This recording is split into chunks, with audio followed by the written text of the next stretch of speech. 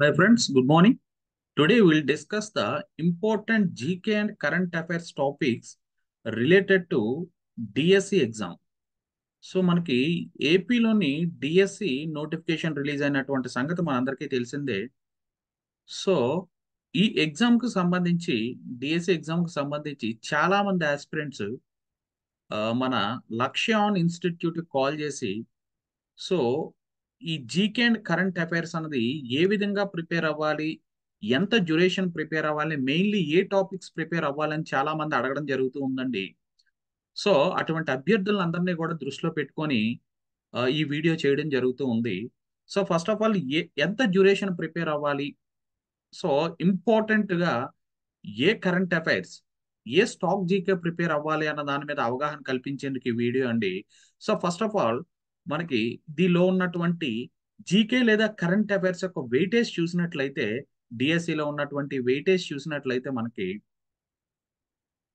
So school అసిస్టెంట్కి వచ్చేసి మనకి GK and the current affairs వచ్చేసి మనకి 10 మార్కులు వెయిటేజ్ ఉందండి. అలాగే ఎస్జిటి సెకండరీ గ్రేడ్ టీచర్స్కి వచ్చేసరికి మనకి 8 మార్క్స్ వెయిటేజ్ ఉండడం జరిగిందండి. సో ఓవరాల్ గా డిఎస్సిలోని జీకే లేదా కరెంట్ అఫైర్స్ ఉన్నటువంటి వెయిటేజ్ ఎంత అండి? మనకి 8 నుంచి 10 మార్కులు. సో 8 నుంచి 10 మార్కులు వెయిటేజ్ ఉండడం జరిగిందండి. 8 టు 10 మార్క్స్ అనేది ఓవరాల్ గా మనకి కరెంట్ అఫైర్స్ లేదా స్టాక్ జీకేకి ఉన్నటువంటి వెయిటేజ్. సో అసలు ఏ టాపిక్స్ ఉన్నాయి, ఎంత డ్యూరేషన్ ప్రిపేర్ అవ్వాలి, ఏ విధంగా ప్రిపేర్ అవ్వాలని మనకు చాలా మంది ఆస్పిరెంట్స్ కాల్ చేస్తూ అడుగుతూ ఉన్నారండి. సో ఐడియల్ గా చూసినట్లయితే ఈ జూన్ లో ఎగ్జామ్ ఉందంటే లాస్ట్ మే అంటే మే 2024 నుండి మే 2025 వరకు 1 ఇయర్ కరెంట్ అఫైర్స్ ప్రిపేర్ అవడానికి ట్రై చేయండి.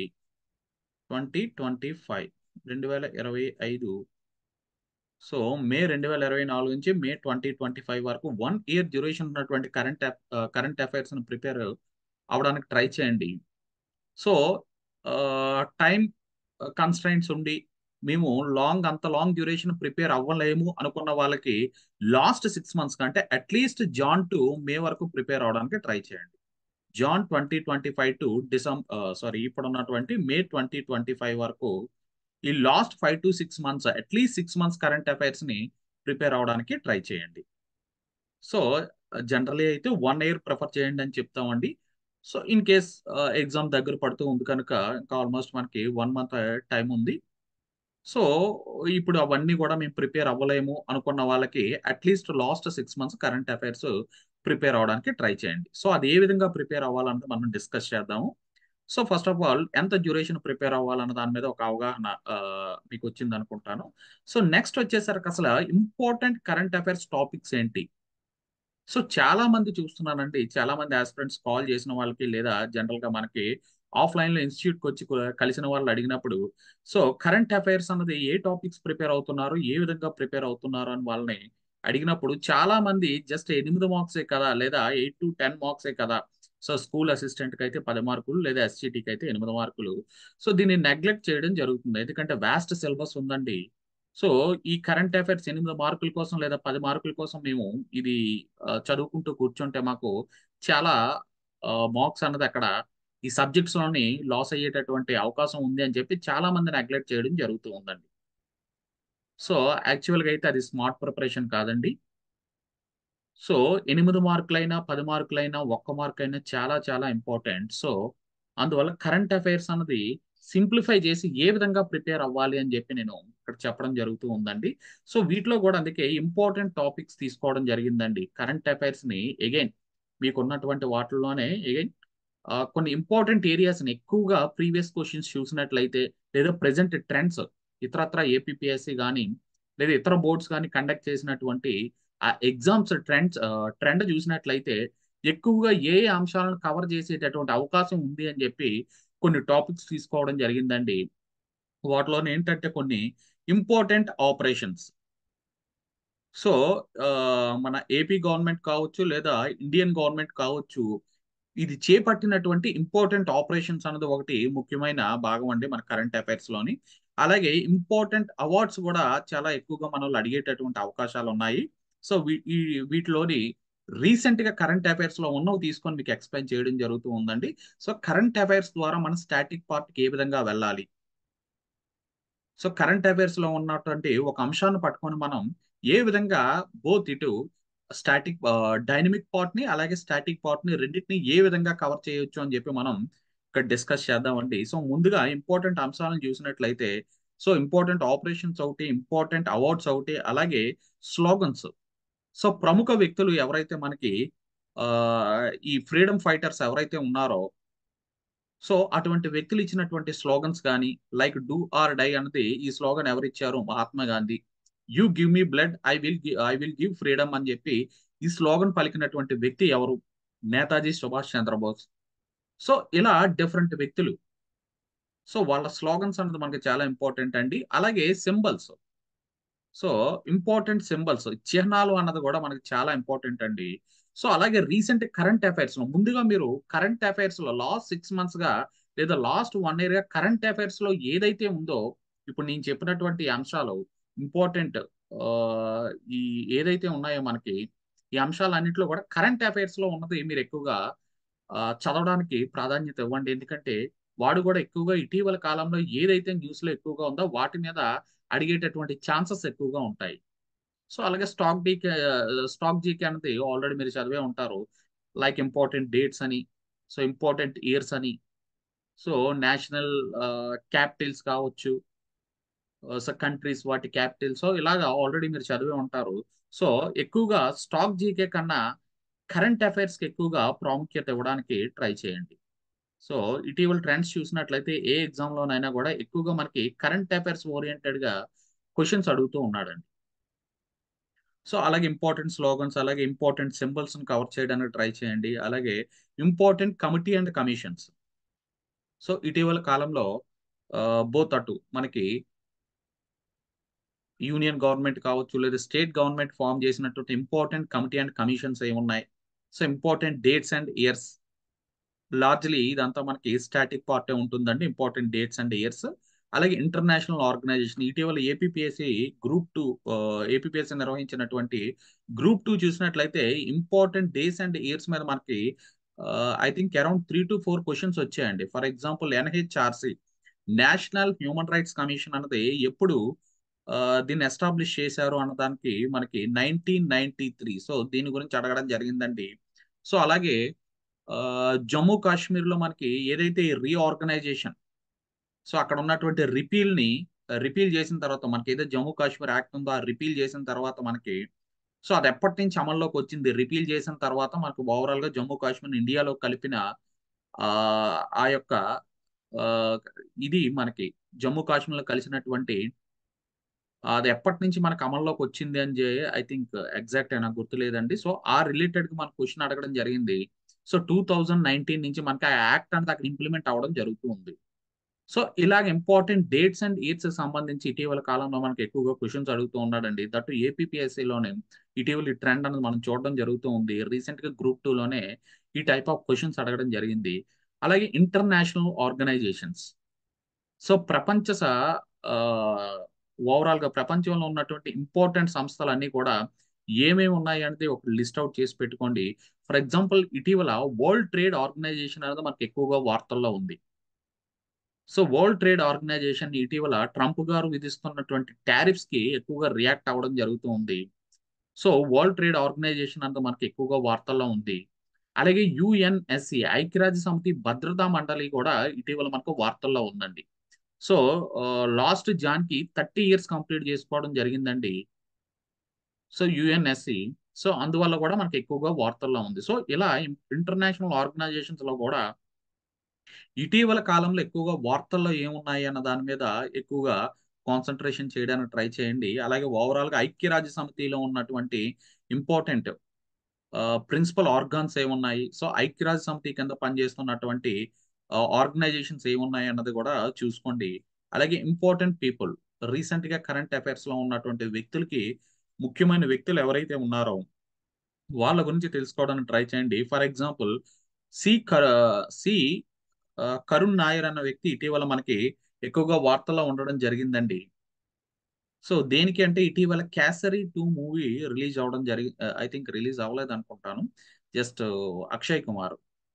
సో నటించినటువంటి 'Kesari 2' movie I think trailer అనుకుంటా రిలీజ్ అయింది. సో దానికి సంబంధించి అసలు ఏ వ్యక్తికి సంబంధించి ఆ మూవీ తీశారు? సో ఇటీవల ఈ 'కరుణ్ నాయర్' గురించి మనకి వార్తల్లో ఉండడం జరిగిందండి. సో అలాగే 'ఛత్రపతి శివాజీ' గురించి ఇటీవల రిలీజ్ అయినటువంటి 'చావా' మూవీ 'ఛత్రపతి శివాజీ' గారి లైఫ్ స్టోరీని బేస్ చేసుకొని చేయడం జరిగింది 'సంభాజీ' గారు. సో 'ఛత్రపతి శివాజీ' కొడుకు 'సంభాజీ' గారిని బేస్ చేసుకొని మనకి ఈ మూవీ తీయడం జరిగింది.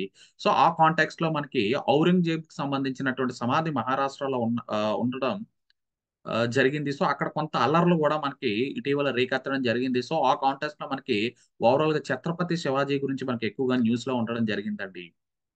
సో అలాగే రీసెంట్‌గా 'కస్తూరి రంగన్' గారు మనకి ఎవరైతే ఇస్రోలో పనిచేసినటువంటి వ్యక్తి, అలాగే రీసెంట్‌గా నేషనల్ ఎడ్యుకేషన్ పాలిసీ తీసుకొచ్చినటువంటి వ్యక్తి.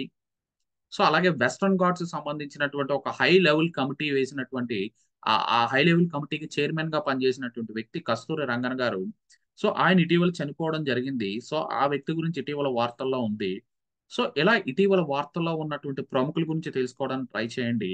అలాగే India and AP geographical position ఏ విధంగా ఉంది? రీసెంట్‌గా చూసినట్లయితే మనకి ఓవరాల్ ఇండియా యొక్క కోస్ట్ లైన్ అనేది పెరగడం జరిగిందండి.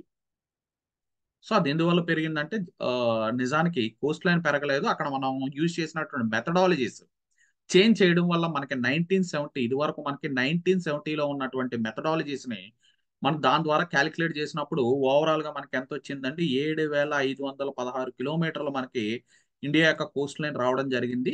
సో, ఇటీవల ఈ మెథడాలజీ చేంజ్ చేయడం వల్ల బోత్ అటు ఇండియా యొక్క కోస్ట్ లైన్ అనేది ఇంప్రూవ్ అవ్వడం జరిగింది. ఇంక్రీజ్ అవ్వడం జరిగింది. అలాగే ఏపీ యొక్క పొజిషన్ కూడా చేంజ్ అవ్వడం జరిగింది. సో, దీని మీద క్వెషన్స్ అడిగేటటువంటి అవకాశాలున్నాయండి. అలాగే స్పోర్ట్స్‌కి సంబంధించినటువంటి విశేషాలు, అలాగే నేషనల్ సింబల్స్ మోస్ట్‌లీ ఇవన్నీ గూడా మనకి స్టాటిక్ పార్ట్ అండి. సో, కరెన్సీస్‌కి సంబంధించినటువంటి ఈ న్యూస్ ఏదైతే ఉందో వాటిని కవర్ చేయడానికి ట్రై చేయండి. అలాగే national and international matters. So, ఏదైతే మనకి జాతీయ, అంతర్జాతీయ విశేషాలు ఏదైతే మనకి లాస్ట్ 6 మంత్స్‌గా ఎక్కువగా వార్తల్లో ఉన్నాయో వాటిని గూడా కవర్ చేయడానికి ట్రై చేయండి. అలాగే important rivers and reservoirs in both AP and India. So, reservoirs ఇండియాలోని అలాగే బోత్ ఏపీలోని గూడా రిజర్వాయర్స్ ఏవైతే ఇంపార్టెంట్ రిజర్వాయర్స్ ఉన్నాయో వీటిని కవర్ చేయడానికి ట్రై చేయండి. సో, అలాగే forest and wildlife in India and both AP. So, AP exam కనుక మెజారిటీ మనకి ఏపీ మీద క్వెషన్స్ అడిగేటటువంటి అవకాశం ఉంటాయండి. అంటే ఏపీలో జరుగుతున్నటువంటి విశేషాలు ఏదైతే ఉన్నాయో వాటి మీద క్వెషన్స్ అడిగేటటువంటి అవకాశాలు ఎక్కువగా ఉంటాయి. బట్ ఎనీవే మీరు రెండిటికి గూడా సమప్రాముఖ్యత ఇచ్చి అటు బోత్ నేషనల్ లెవెల్‌లో జరిగేటటువంటి విషయాలని, అలాగే ఏపీలో జరిగేటటువంటి విషయాల్ని రెండిటిని గూడా కవర్ చేయడానికి ట్రై చేయండి. సో, ఈ forest and wildlife in ఇండియాలోని మనకి రీసెంట్‌గా ఇచ్చినటువంటి India state of the forest report 2023లో ఇచ్చినటువంటి రిపోర్ట్ 2024 ఎండింగ్‌లో రిలీజ్ అయిందండి. సో, ఆ రిపోర్ట్‌లోని ఏ ఏ స్టేట్స్‌లోని మనకి ఫారెస్ట్ కవర్ పెరిగింది, ట్రీ కవర్ పెరిగింది, మాంగ్రోవ్ కవర్ ఎంతుంది. సో, వీటిని చూసుకోవడానికి ట్రై చేయండి. అలాగే డిఫరెంట్ డైనాసిటీస్. సో, మనకు చూసినట్లయితే అనేకమైనటువంటి డైనాసిటీస్ మనకి హిస్టరీలో ఉండడం జరిగింది. ఫర్ ఎగ్జాంపుల్ మొఘల్ డైనాసిటీ తీసుకున్నట్లయితే మనకి బాబర్ నుంచి మొదలయ్యి ఔరంగజేబ్ వరకు మనకి గ్రేట్ మొఘల్స్ ఉండడం జరిగింది. అట్‌లీస్ట్ ఈ ఆర్డర్. సో, బాబర్ తర్వాత ఎవరొచ్చారు? బాబర్ తర్వాత హుమయూన్. హుమయూన్ తర్వాత అక్బర్. అక్బర్ తర్వాత మనకి జహంగీర్. జహంగీర్ తర్వాత షాజహాన్. షాజహాన్ తర్వాత ఔరంగజేబ్. అట్‌లీస్ట్ ఈ ఆర్డర్ గుర్తుపెట్టుకోవడానికి ట్రై చేయండి. సో, ఏ సెంచరీ నుంచి ఏ సెంచరీ వరకు, ఏ ఇయర్ నుంచి ఏ ఇయర్ వరకు వీళ్ళు పాలించారు. సో, అలాగే డిఫరెంట్ ఖిల్జీ డైనాసిటీస్ ఓవరాల్‌గా Delhi sultanate. So, Mughal dynasty కన్నా ముందున్నటువంటి ఢిల్లీ సుల్తనేట్స్. సో, వీళ్ళ యొక్క డైనాసిటీస్ అన్నిటిని కూడా ఒక ఆర్డర్‌లో గుర్తుపెట్టుకోవడానికి ట్రై చేయండి. అలాగే historical persons and their titles. So, ఎవరైతే మనకి ఈ హిస్టారికల్ పర్సన్స్ ఉన్నారో, మనకి చరిత్రలో ఉన్నటువంటి ప్రముఖమైన వ్యక్తులు, వాళ్ళ యొక్క బిరుదులు. సో, ఫర్ ఎగ్జాంపుల్ ఎక్కువగా ఏపీ ఓరియెంటెడ్‌గా గుర్తుపెట్టుకోవడానికి ట్రై చేయండి. సో, ఆంధ్ర కేసరి అని ఎవరినంటారు? ఆంధ్ర సుభాష్ చంద్రబోస్ అని ఎవరినంటారు? ఆంధ్ర రాజా రామ్మోహన్ రాయ్ అని ఎవరినంటారు? సో, ఈ విధంగా ఆహ్, ఈ పాయింట్ ఆఫ్ వ్యూలో చదవడానికి ట్రై చేయండి. ఏపీ పాయింట్ ఆఫ్ వ్యూలో చదవడానికి ట్రై చేయండి.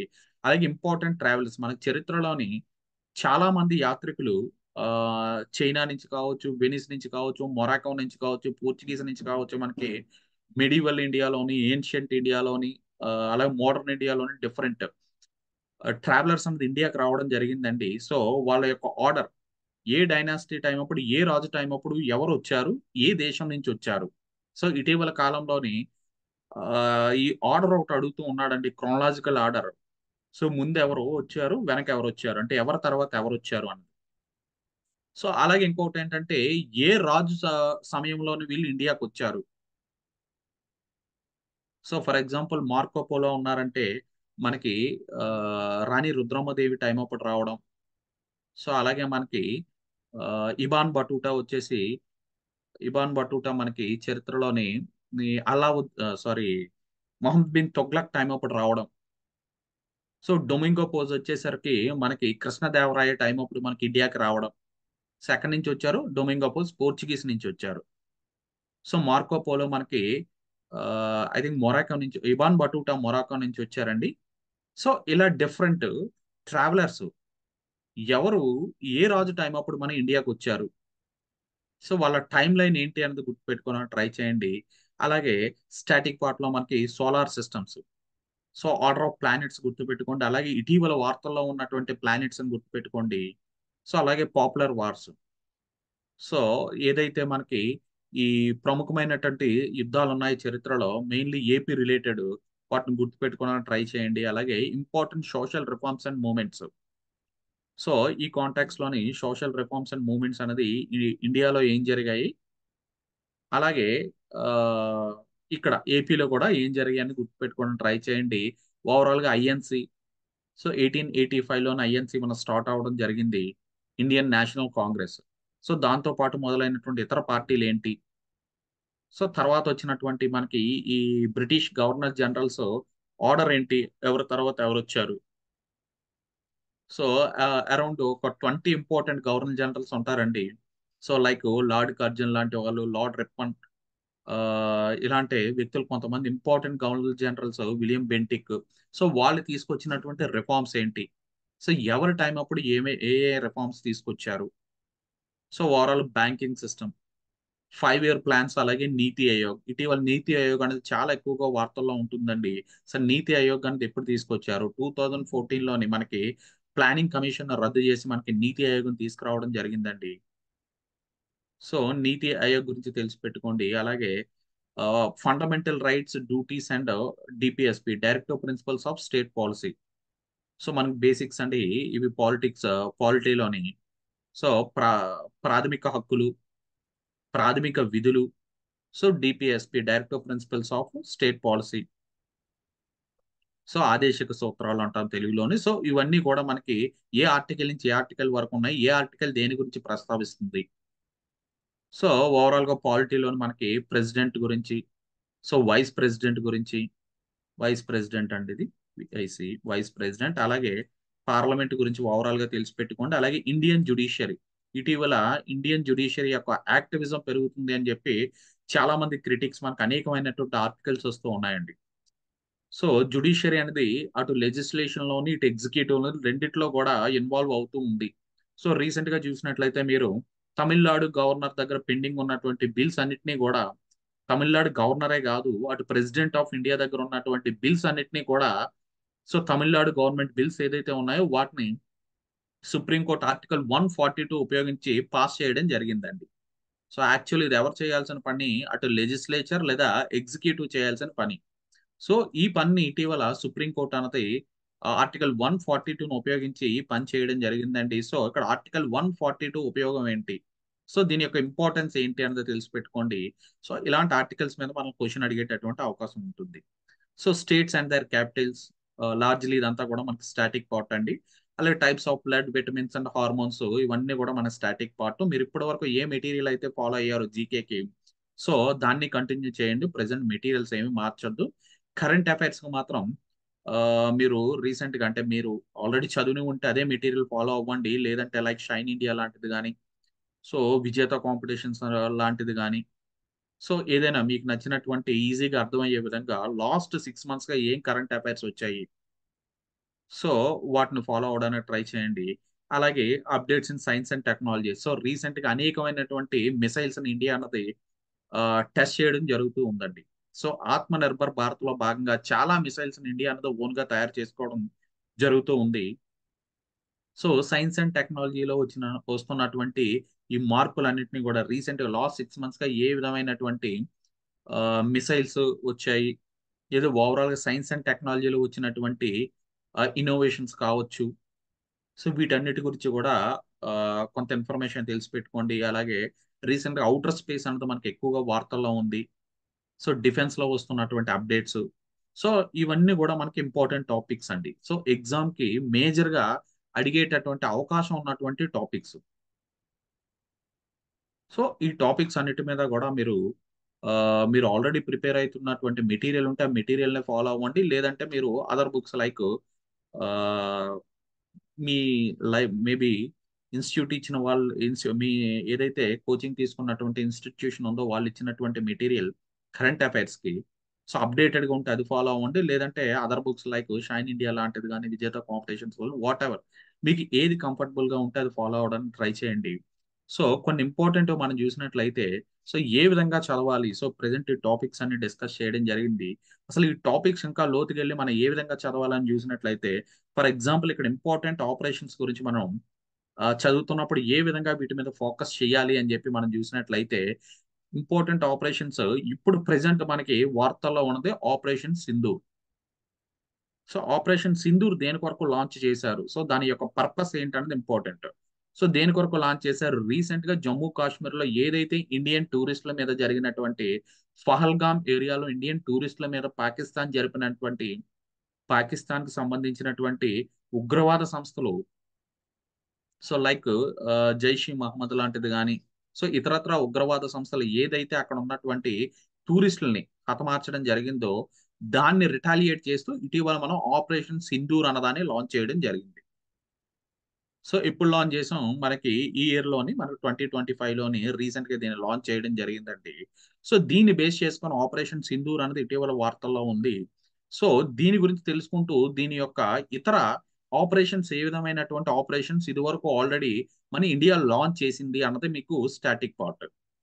సో, కరెంట్ అఫైర్స్‌లో ఉన్నదాన్ని ఒకదాన్ని పట్టుకొని మీరు అగైన్ స్టాటిక్ పార్ట్ అన్నది కూడా నేర్చుకోవడానికి ట్రై చేయండి. ఈ విధంగా ఏదైనా ఒక విషయం కరెంట్ అఫైర్స్‌లో ఉన్నప్పుడు, సో, దాన్ని తీసుకొని దాని బ్యాక్‌గ్రౌండ్ చెక్ చేసి, సో, ఆ రిలేటెడ్ ఏ విధమైనటువంటి ప్రీవియస్‌లీ ఇండియా చేపట్టినటువంటి ఫర్ ఎగ్జాంపుల్ ఇక్కడ ఆపరేషన్స్ గురించి చదువుతున్నాం కాబట్టి ఇంపార్టెంట్ ఆపరేషన్స్. లేదా అదే అవార్డ్స్ గురించి చదివినట్లయితే రీసెంట్‌గా మన మోదీ గారికి శ్రీలంక వెళ్ళినప్పుడు మిత్ర విభూషణ్ అవార్డ్ ఇవ్వడం జరిగిందండి. సో, అది కరెంట్ అఫైర్స్‌లో ఉంది. సో, ఆ టాపిక్‌ని పట్టుకొని ప్రీవియస్‌లీ మోదీ గారికి ఇంకా వేరే కంట్రీస్ ఏమైనా అవార్డ్స్ ఇచ్చాయా అన్నది కూడా చెక్ చేయడానికి ట్రై చేయండి. సో, ఈ విధంగా చేసినప్పుడు బోత్ మీకిక్కడ కరెంట్ అఫైర్స్‌తో పాటు స్టాటిక్ పార్ట్ కూడా కవర్ అయిపోతుంది. సో, ఇక్కడ ఆపరేషన్ సింధూర్ కన్నా ముందు మనం ఇండియా చేపట్టినటువంటి ఇతర ఆపరేషన్స్ చూసినట్లయితే ఆపరేషన్ గిబ్రాల్టర్. సో, ఇది ఎప్పుడు చేపట్టామంటే మనకి సెకండ్ ఇండో పాక్ వార్ ఎప్పుడైతే 1965లో జరిగిందో, ఆ టైమ్‌కి మనం ఆపరేషన్ గిబ్రాల్టర్ అనేది చేపట్టడం జరిగిందండి. సో, ఇక్కడ ఆపరేషన్ ఏ ఇయర్‌లో చేపట్టాము? దాని పర్పస్ ఏంటి? సో, ఈ 2 పాయింట్స్ మీద ఎక్కువగా ఫోకస్ చేయండి. సో, ఈ ఆపరేషన్ గిబ్రాల్టర్ వల్ల వచ్చినటువంటి కాన్సీక్వెన్స్ ఏంటంటే మనకి Tashkent agreement. So, Tashkent agreement ఎక్కడ జరిగిందండి మనకి? ఉజ్బెకిస్తాన్‌లో జరిగింది. ఇక్కడే మన యొక్క 1965లో ఉన్నటువంటి ప్రధానమంత్రి ఎవరైతే ఉన్నారో లాల్ బహదూర్ శాస్త్రి గారు ఈ తాష్కెంట్ అగ్రీమెంట్‌కి మనకు ఉజ్బెకిస్తాన్ వెళ్ళినప్పుడు అక్కడ చనిపోవడం జరిగిందండి. సో, ఈ తాష్కెంట్ అగ్రీమెంట్ మీడియేట్ చేసినటువంటి దేశం ఏది అంటే మనకి సోవియట్ యూనియన్ అండి. యూఎస్ఎస్ఆర్ అన్నది మనకి మీడియేట్ చేయడం జరిగిందండి. సో, ఆపరేషన్ గిబ్రాల్టర్ ఇప్పుడు మనకి during second Indo Pak war 1965 time అప్పుడు జరిగిందండి. సో, నెక్స్ట్ వచ్చేసరికి ఆపరేషన్ క్యాక్టస్ లిల్లీ అన్నదాన్ని కూడా మనకి బంగ్లాదేశ్ లిబరేషన్ వార్ టైమ్ అప్పుడు దీన్ని లాంచ్ చేయడం జరిగిందండి. ఇది కూడా దేనికంటే అటు పాకిస్తానీ ఫోర్సెస్‌ని న్యూట్రలైజ్ చేయడం కోసం చేపట్టినటువంటి ఆపరేషన్. సో, ఎప్పుడు జరిగింది ఇది? థర్డ్ ఇండో పాక్ వార్ లేదంటే బంగ్లాదేశ్ లిబరేషన్ వార్ అంటామండి. ఎప్పుడు జరిగింది? ఇందిరా గాంధీ టైమ్ అప్పుడు 1971 1971లో జరిగినటువంటి వార్ ఇది. సో, అప్పుడున్నటువంటి వెస్ట్ పాకిస్తాన్ లేదా ఇప్పుడున్నటువంటి బంగ్లాదేశ్‌ని ఈస్ట్ పాకిస్తాన్ అని పిలిచేవాళ్ళమండి. సో ఈస్ట్ పాకిస్తాన్ ఆక్యుపై చేయడం కోసం మనకి వెస్ట్ పాకిస్తాన్ ట్రై చేస్తున్నప్పుడు ఇండియా అన్నది బంగ్లాదేశ్ కి, అంటే అప్పుడు ఉన్నటువంటి ఈస్ట్ పాకిస్తాన్ కి హెల్ప్ చేసి బంగ్లాదేశ్ నుంచి కంప్లీట్ గా దీనికి విముక్తి కల్పించడం జరిగింది. సో అప్పుడు ఇండియా లాంచ్ చేసినటువంటి ఆపరేషన్ ఏంటంటే ఆపరేషన్ క్యాక్టస్ లిల్లీ.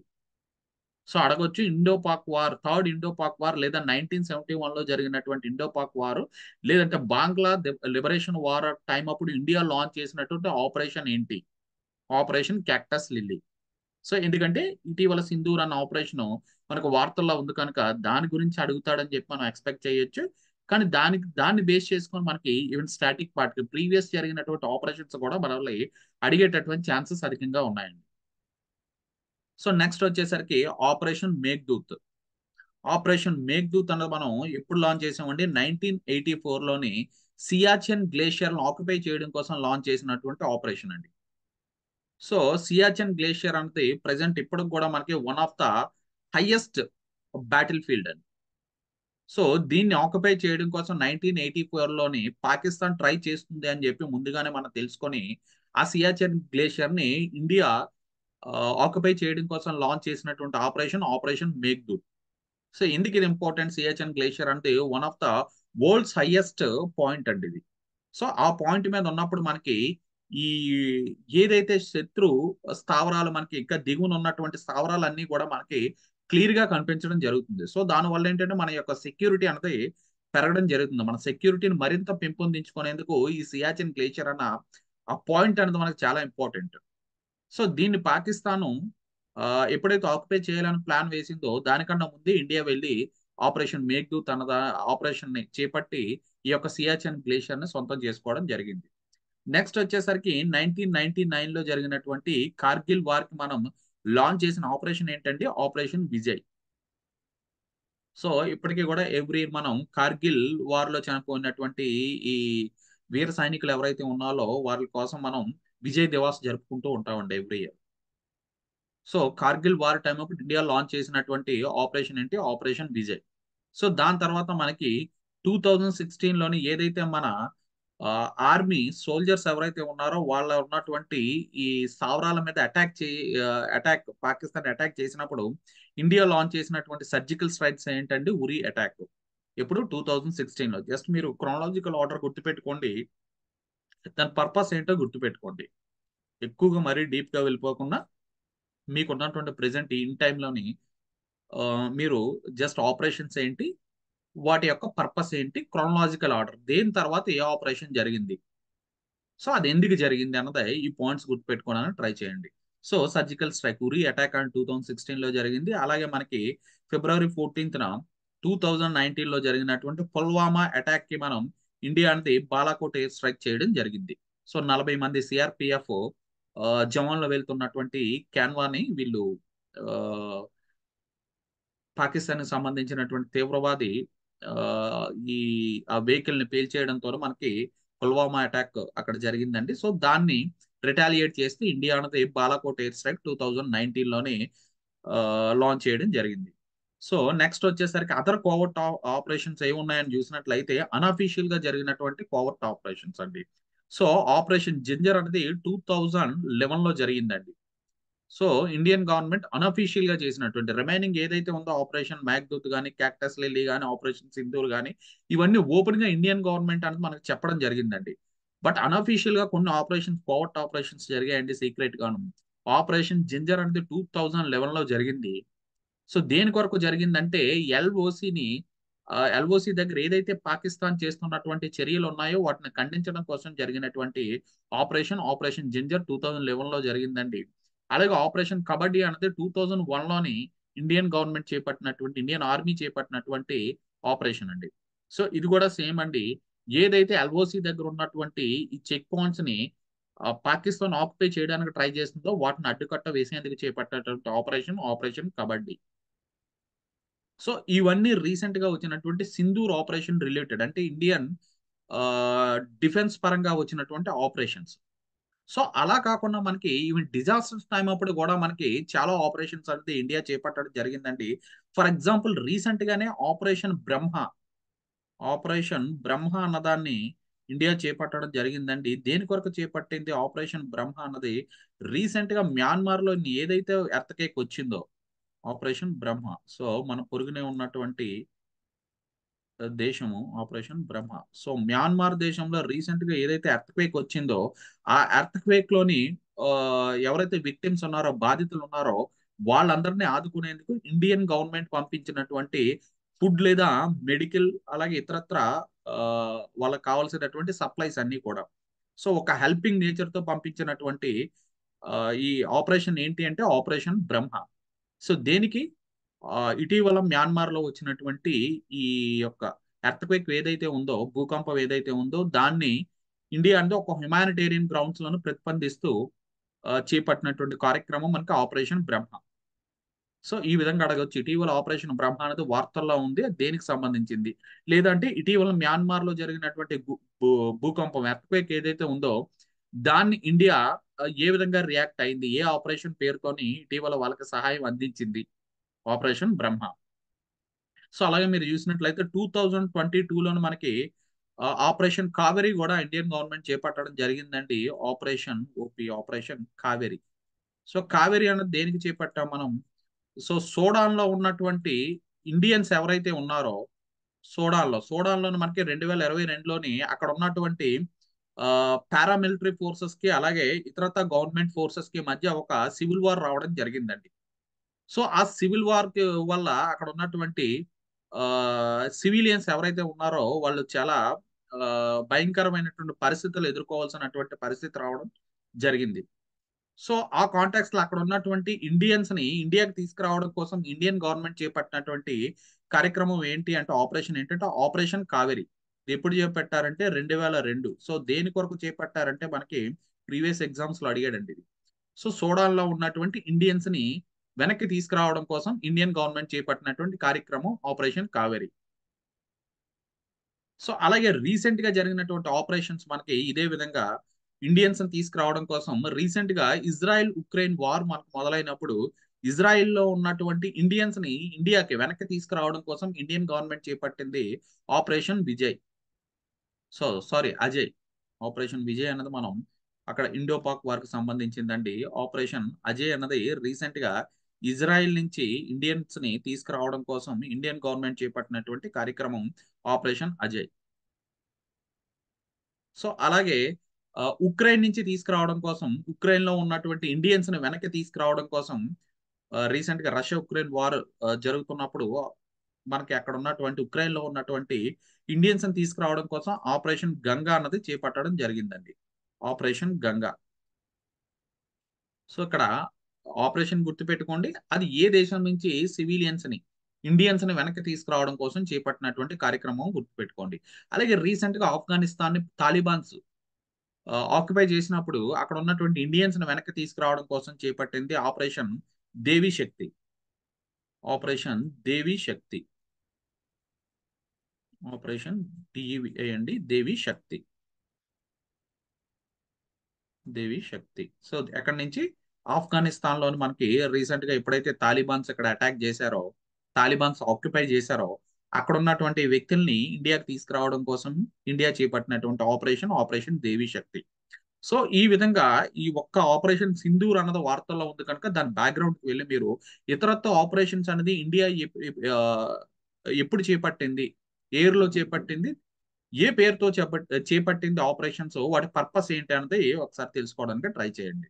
సో, ఈ విధంగా ఒక డైనమిక్ పార్ట్ నుంచి కరెంట్ అఫైర్స్‌లో ఉన్నదాన్ని పట్టుకొని మీరు అగైన్ స్టాటిక్ పార్ట్‌కి కూడా వెళ్లి ఆ స్టాటిక్ పార్ట్‌లో ఉన్నటువంటి ఇతరత్ర ముఖ్యమైన అంశాలు ఏమున్నాయన్నది మీరు తెలుసుకోవడానికి ట్రై చేయండి. సో, ఈ విధంగా చేసినట్లయితే మీకు బోత్ ఇటు కరెంట్ అఫైర్స్‌తో పాటు మీకు స్టాటిక్ పార్ట్ కూడా ప్రీవియస్‌లీ జరిగినటువంటి ఆపరేషన్స్ కావచ్చు లేదా ఇతరత్ర అంశాలు కూడా మీకు కవర్ అయిపోవడం జరుగుతుంది.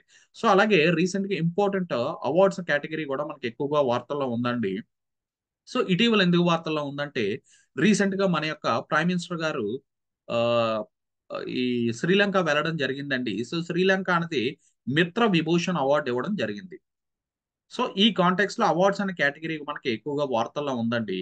సో, దీని బ్యాక్‌గ్రౌండ్‌కి వెళ్లి చెక్ చేసినట్లయితే సో ప్రీవియస్లీ 2016 సంవత్సరం నుంచి కూడా మనకు అనేక దేశాలు మన ప్రైమ్ మినిస్టర్ గారు ఏ దేశానికి వెళ్ళినా కూడా ఆ దేశం అనేది అవార్డు ఇచ్చి సత్కరించడం జరుగుతుందండి.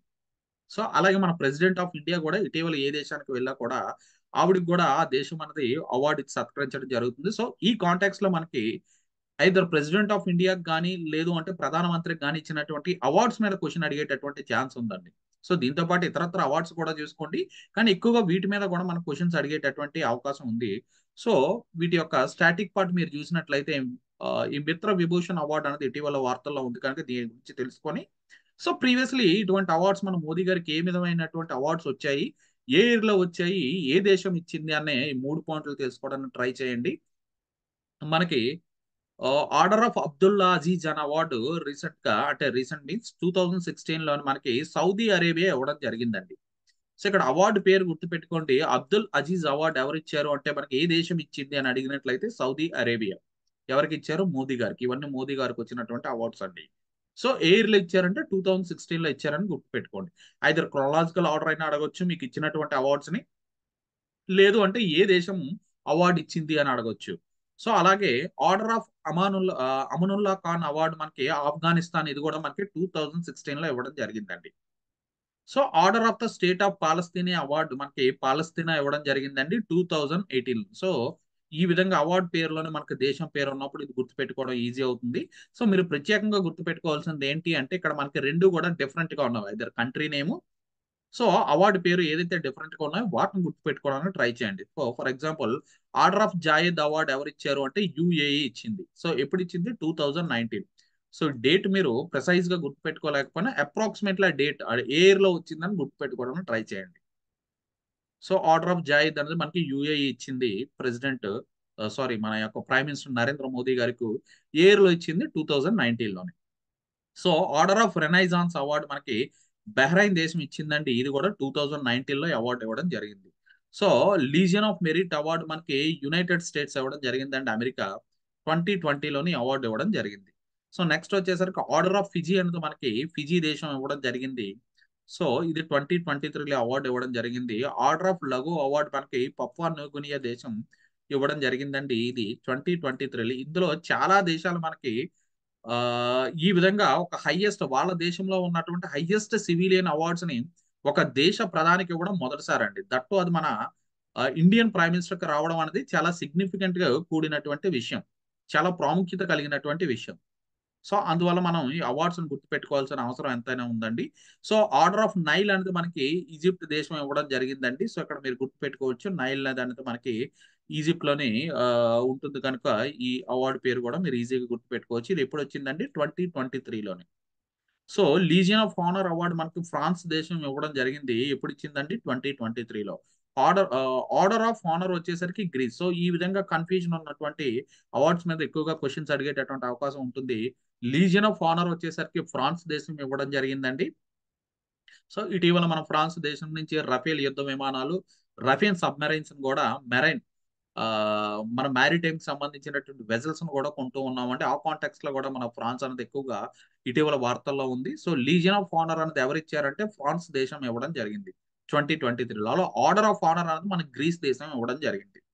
సో ఈ డిఫరెన్స్ గుర్తుపెట్టుకోండి. 2023లో అవార్డు ఇవ్వడం జరిగింది. So order of the dragon king వచ్చేసరికి మనకి భూటాన్ ఇవ్వడం జరిగిందండి. సో ఈ అవార్డు ఎప్పుడు ఇచ్చిందంటే మనకి 2024లోని ఈ అవార్డు ఇవ్వడం జరిగింది. కానీ దీన్ని అనౌన్స్ చేసింది అయితే 2021లోనే అనౌన్స్ చేశారు. బట్ రీసెంట్ గా 2024లోని మనకు మోదీ గారు భూటాన్ వెళ్ళినప్పుడు ఈ అవార్డు ఇవ్వడం జరిగింది. Order of the dragon king. So order of Saint Andrew అనేది మనకి రష్యా అనేది 2024లో అవార్డు ఇవ్వడం జరిగింది. ఆర్డర్ ఆఫ్ నైగర్ అనేది మనకి నైజీరియా అనేది 2024లో అవార్డు ఇవ్వడం జరిగింది. డొమినికా అవార్డ్ ఆఫ్ ఆనర్ వచ్చేసరికి మనకి డొమినికా ఈ అవార్డు 2024లో ఇవ్వడం జరిగిందండి. Order of excellence of Guyana award Guyana దేశం ఇవ్వడం జరిగింది 2024లోని. సో అలాగే రీసెంట్ గా 2024లో మనకి order of Mubarak the great award Kuwait దేశం ఇవ్వడం జరిగిందండి 2024లోనే. సో రీసెంట్ గా 2025లో వచ్చినటువంటి అవార్డ్స్ రెండండి. Order of freedom of Barbados award వచ్చేసరికి రీసెంట్ గా బార్బడోస్ దేశం ఇవ్వడం జరిగింది. ఐలాండ్ నేషన్ అండి ఇది. సో ఇది 5th మార్చ్ 2025 ఈ అవార్డు ఇవ్వడం జరిగింది. సో అలాగే order of the star and the key of the Indian Ocean Mauritius అన్నది మనకి రీసెంట్ గా 11th మార్చ్ 2025 మనకి ఎవరు ఇచ్చారండి, మారిషస్ దేశం ఇవ్వడం జరిగిందండి. సో రీసెంట్ గా మన యొక్క ప్రైమ్ మినిస్టర్ గారు ఈ దేశాన్ని విజిట్ చేసినప్పుడు ఈ అవార్డు ఇవ్వడం జరిగింది. అలాగే రీసెంట్ గా వచ్చినటువంటి మరొక అవార్డు 2025 లోనే మిత్ర Vibhushan award. So 5th April 2025 ఈ అవార్డు ఇవ్వడం జరిగింది. అట్లీస్ట్ మీరు 24, 25 లో వచ్చినటువంటి అవార్డ్స్ అయినా గుర్తుపెట్టుకోవడానికి ట్రై చేయండి. సో 2024, 2025లోని ఏ అవార్డ్స్ ఇటీవల మోదీ గారికి వచ్చాయి అని చెప్పి మనకి అట్లీస్ట్ ఆ విధంగా క్వశ్చన్స్ అడిగేటటువంటి అవకాశం ఉంది కనుక, సో అన్ని గుర్తుపెట్టుకోలేకపోయినా లాస్ట్ 2024 నుంచి 2025 వరకు వచ్చినటువంటి అవార్డ్స్ అన్ని గుర్తుపెట్టుకోవడానికి ట్రై చేయండి. సో ఇదే విధంగా ప్రెసిడెంట్ ఆఫ్ ఇండియా గారికి వచ్చినటువంటి అవార్డ్స్, సో ద్రౌపది ముర్ము గారికి కూడా ఇటీవల ఏ దేశం వెళ్ళినా కూడా ఆ దేశం అన్నది వాళ్ళ యొక్క హైయెస్ట్ సివిలియన్ అవార్డు ఇచ్చి గౌరవించడం జరుగుతూ ఉంది. సో అవార్డుని గుర్తుపెట్టుకోవడానికి ట్రై చేయండి. అలాగే ఇతరత్ర అవార్డ్స్ రీసెంట్‌గా ఇచ్చినటువంటి జ్ఞానపీఠ అవార్డ్ కావచ్చు. సో అలాగే స్పోర్ట్స్‌లో వచ్చినటువంటి అవార్డ్స్ కావచ్చు. ఈ అవార్డ్స్ అన్నీ కూడా గుర్తుపెట్టుకోవడానికి ట్రై చేయండి. అలాగే ఇంపార్టెంట్ స్లోగన్స్. సో ఆల్రెడీ మీకు చెప్పాను. డూ ఆర్ డై అనే నినాదం ఎవరిచ్చారు? సో మీరు రక్తం ఇవ్వండి నేను మీకు స్వాతంత్రం ఇస్తాను అని చెప్పినటువంటి వ్యక్తి ఎవరు? సో ఇలా మనకి ఎవరైతే ఫేమస్ పర్సనాలిటీస్ ఉన్నారో హిస్టరీలోని వాళ్ళు చెప్పినటువంటి స్లోగన్స్. సో వాటి మీద కూడా క్వెషన్స్ అడిగేటటువంటి అవకాశం ఉందండి. అలాగే ఇంపార్టెంట్ సింబల్స్. సో రీసెంట్‌గా వార్తల్లో ఉన్నటువంటి సింబల్స్ ముందుగా గుర్తుపెట్టుకోవడానికి ట్రై చేయండి. రీసెంట్‌గా ఇండియన్ నేవీ తన యొక్క ఆంబ్లెమ్, తన యొక్క సింబల్ ఏదైతే ఉందో ఎన్‌సైన్‌ని దాన్ని 2022లోని శివాజీ మహారాజ్ ఎవరైతే ఉన్నారో ఈయన యొక్క రాయల్ ఆంబ్లెమ్ ఏదైతే ఉందో దీన్నే అష్టకోణి రాజముద్ర అంటామండి. సో అడగొచ్చు. ఛత్రపతి శివాజీ గారి రాజముద్ర ఏది అని అడగొచ్చు. లేదంటే ఇటీవల ఇండియన్ నేవీ తన యొక్క ఏదైతే ఫ్లాగ్ ఉంటుందో దాని మీద ముద్రించినటువంటి రాజముద్ర ఏ రాజుది?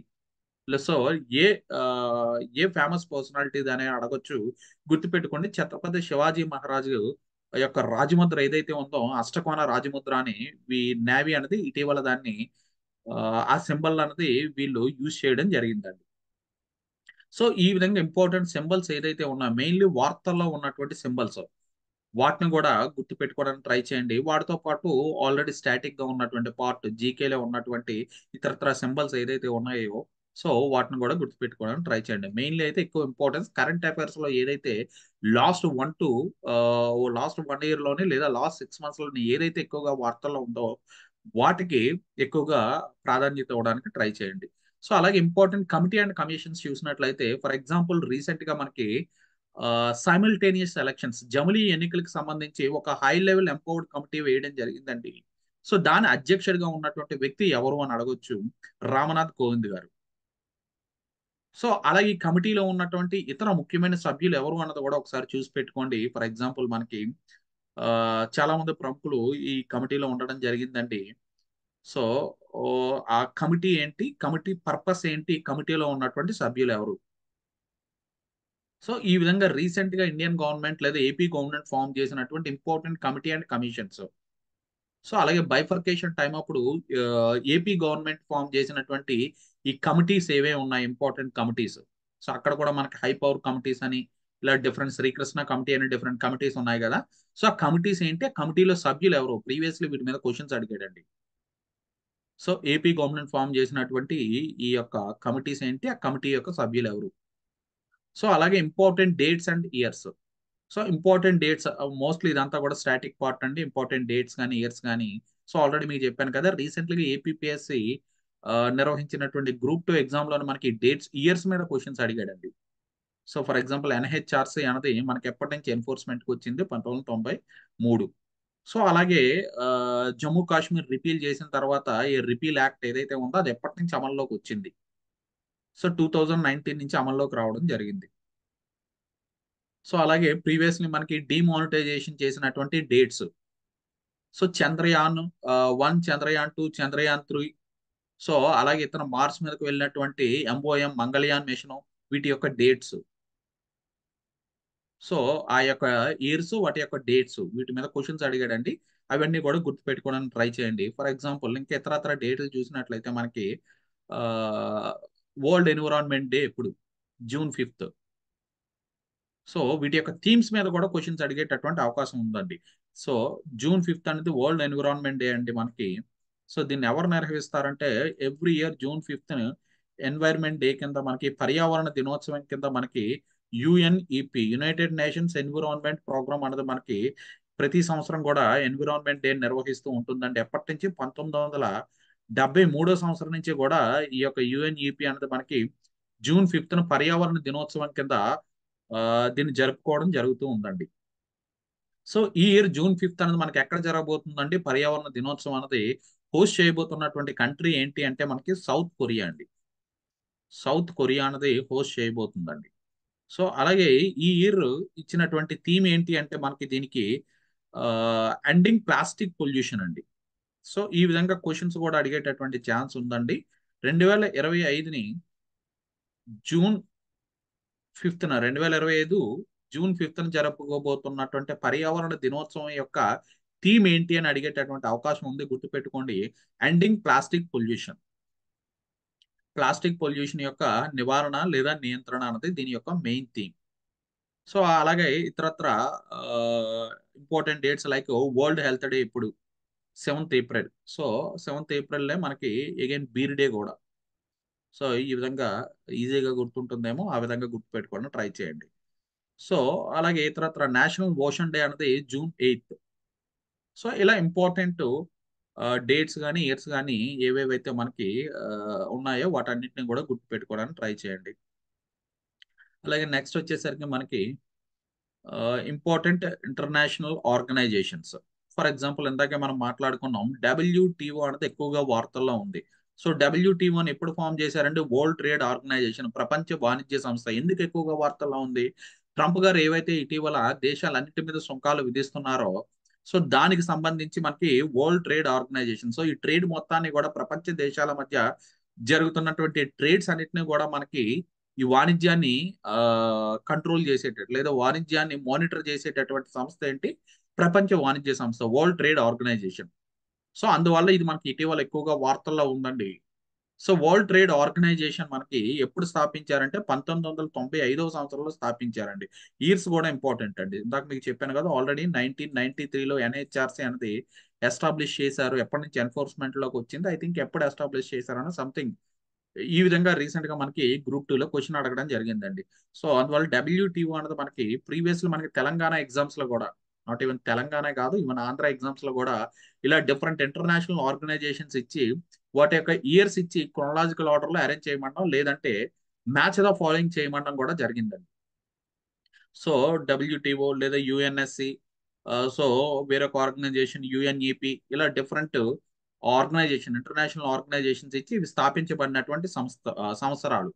సో దాన్ని మ్యాచ్ చేయమంటాడండి. సో అది ఇంటర్నేషనల్ ఆర్గనైజేషన్స్ చదువుతున్నప్పుడు అది ఏ ఇయర్ లో స్థాపించబడింది, సో దాని యొక్క హెడ్ క్వార్టర్స్ ఎక్కడ ఉంది, సో దాని పర్పస్ ఏంటి, మూడు విషయాలు గుర్తుపెట్టుకోవడానికి ట్రై చేయండి.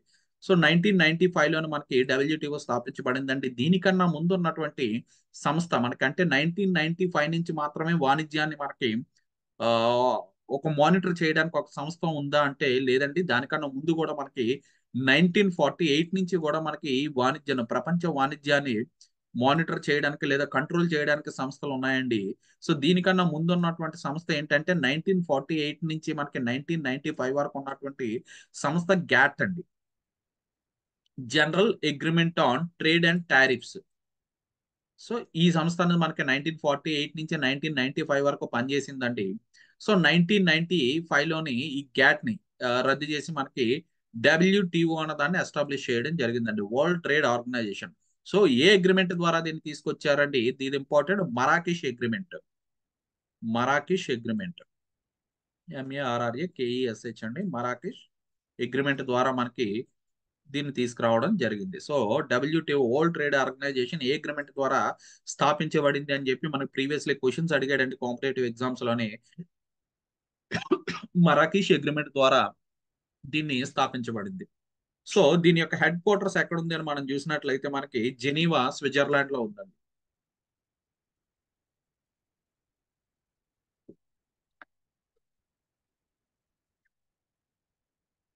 దీని యొక్క హెడ్ క్వార్టర్స్ ఎక్కడ ఉందండి? జెనీవా, స్విట్జర్లాండ్ లో ఉంది.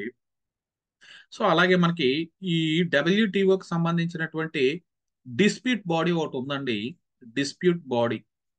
సో ఈ దేశాల మధ్య వాణిజ్యానికి సంబంధించినటువంటి ఏదైనా అంతరాయాలు కలిగినప్పుడు వాటిని పరిష్కరించేందుకు, రిజాల్వ్ చేసేందుకు ఒక డిస్ప్యూట్ బాడీ ఉంటుందండి. డబ్ల్యూటీఓ కింద ఉన్నటువంటి ఇంపార్టెంట్ బాడీ అండి.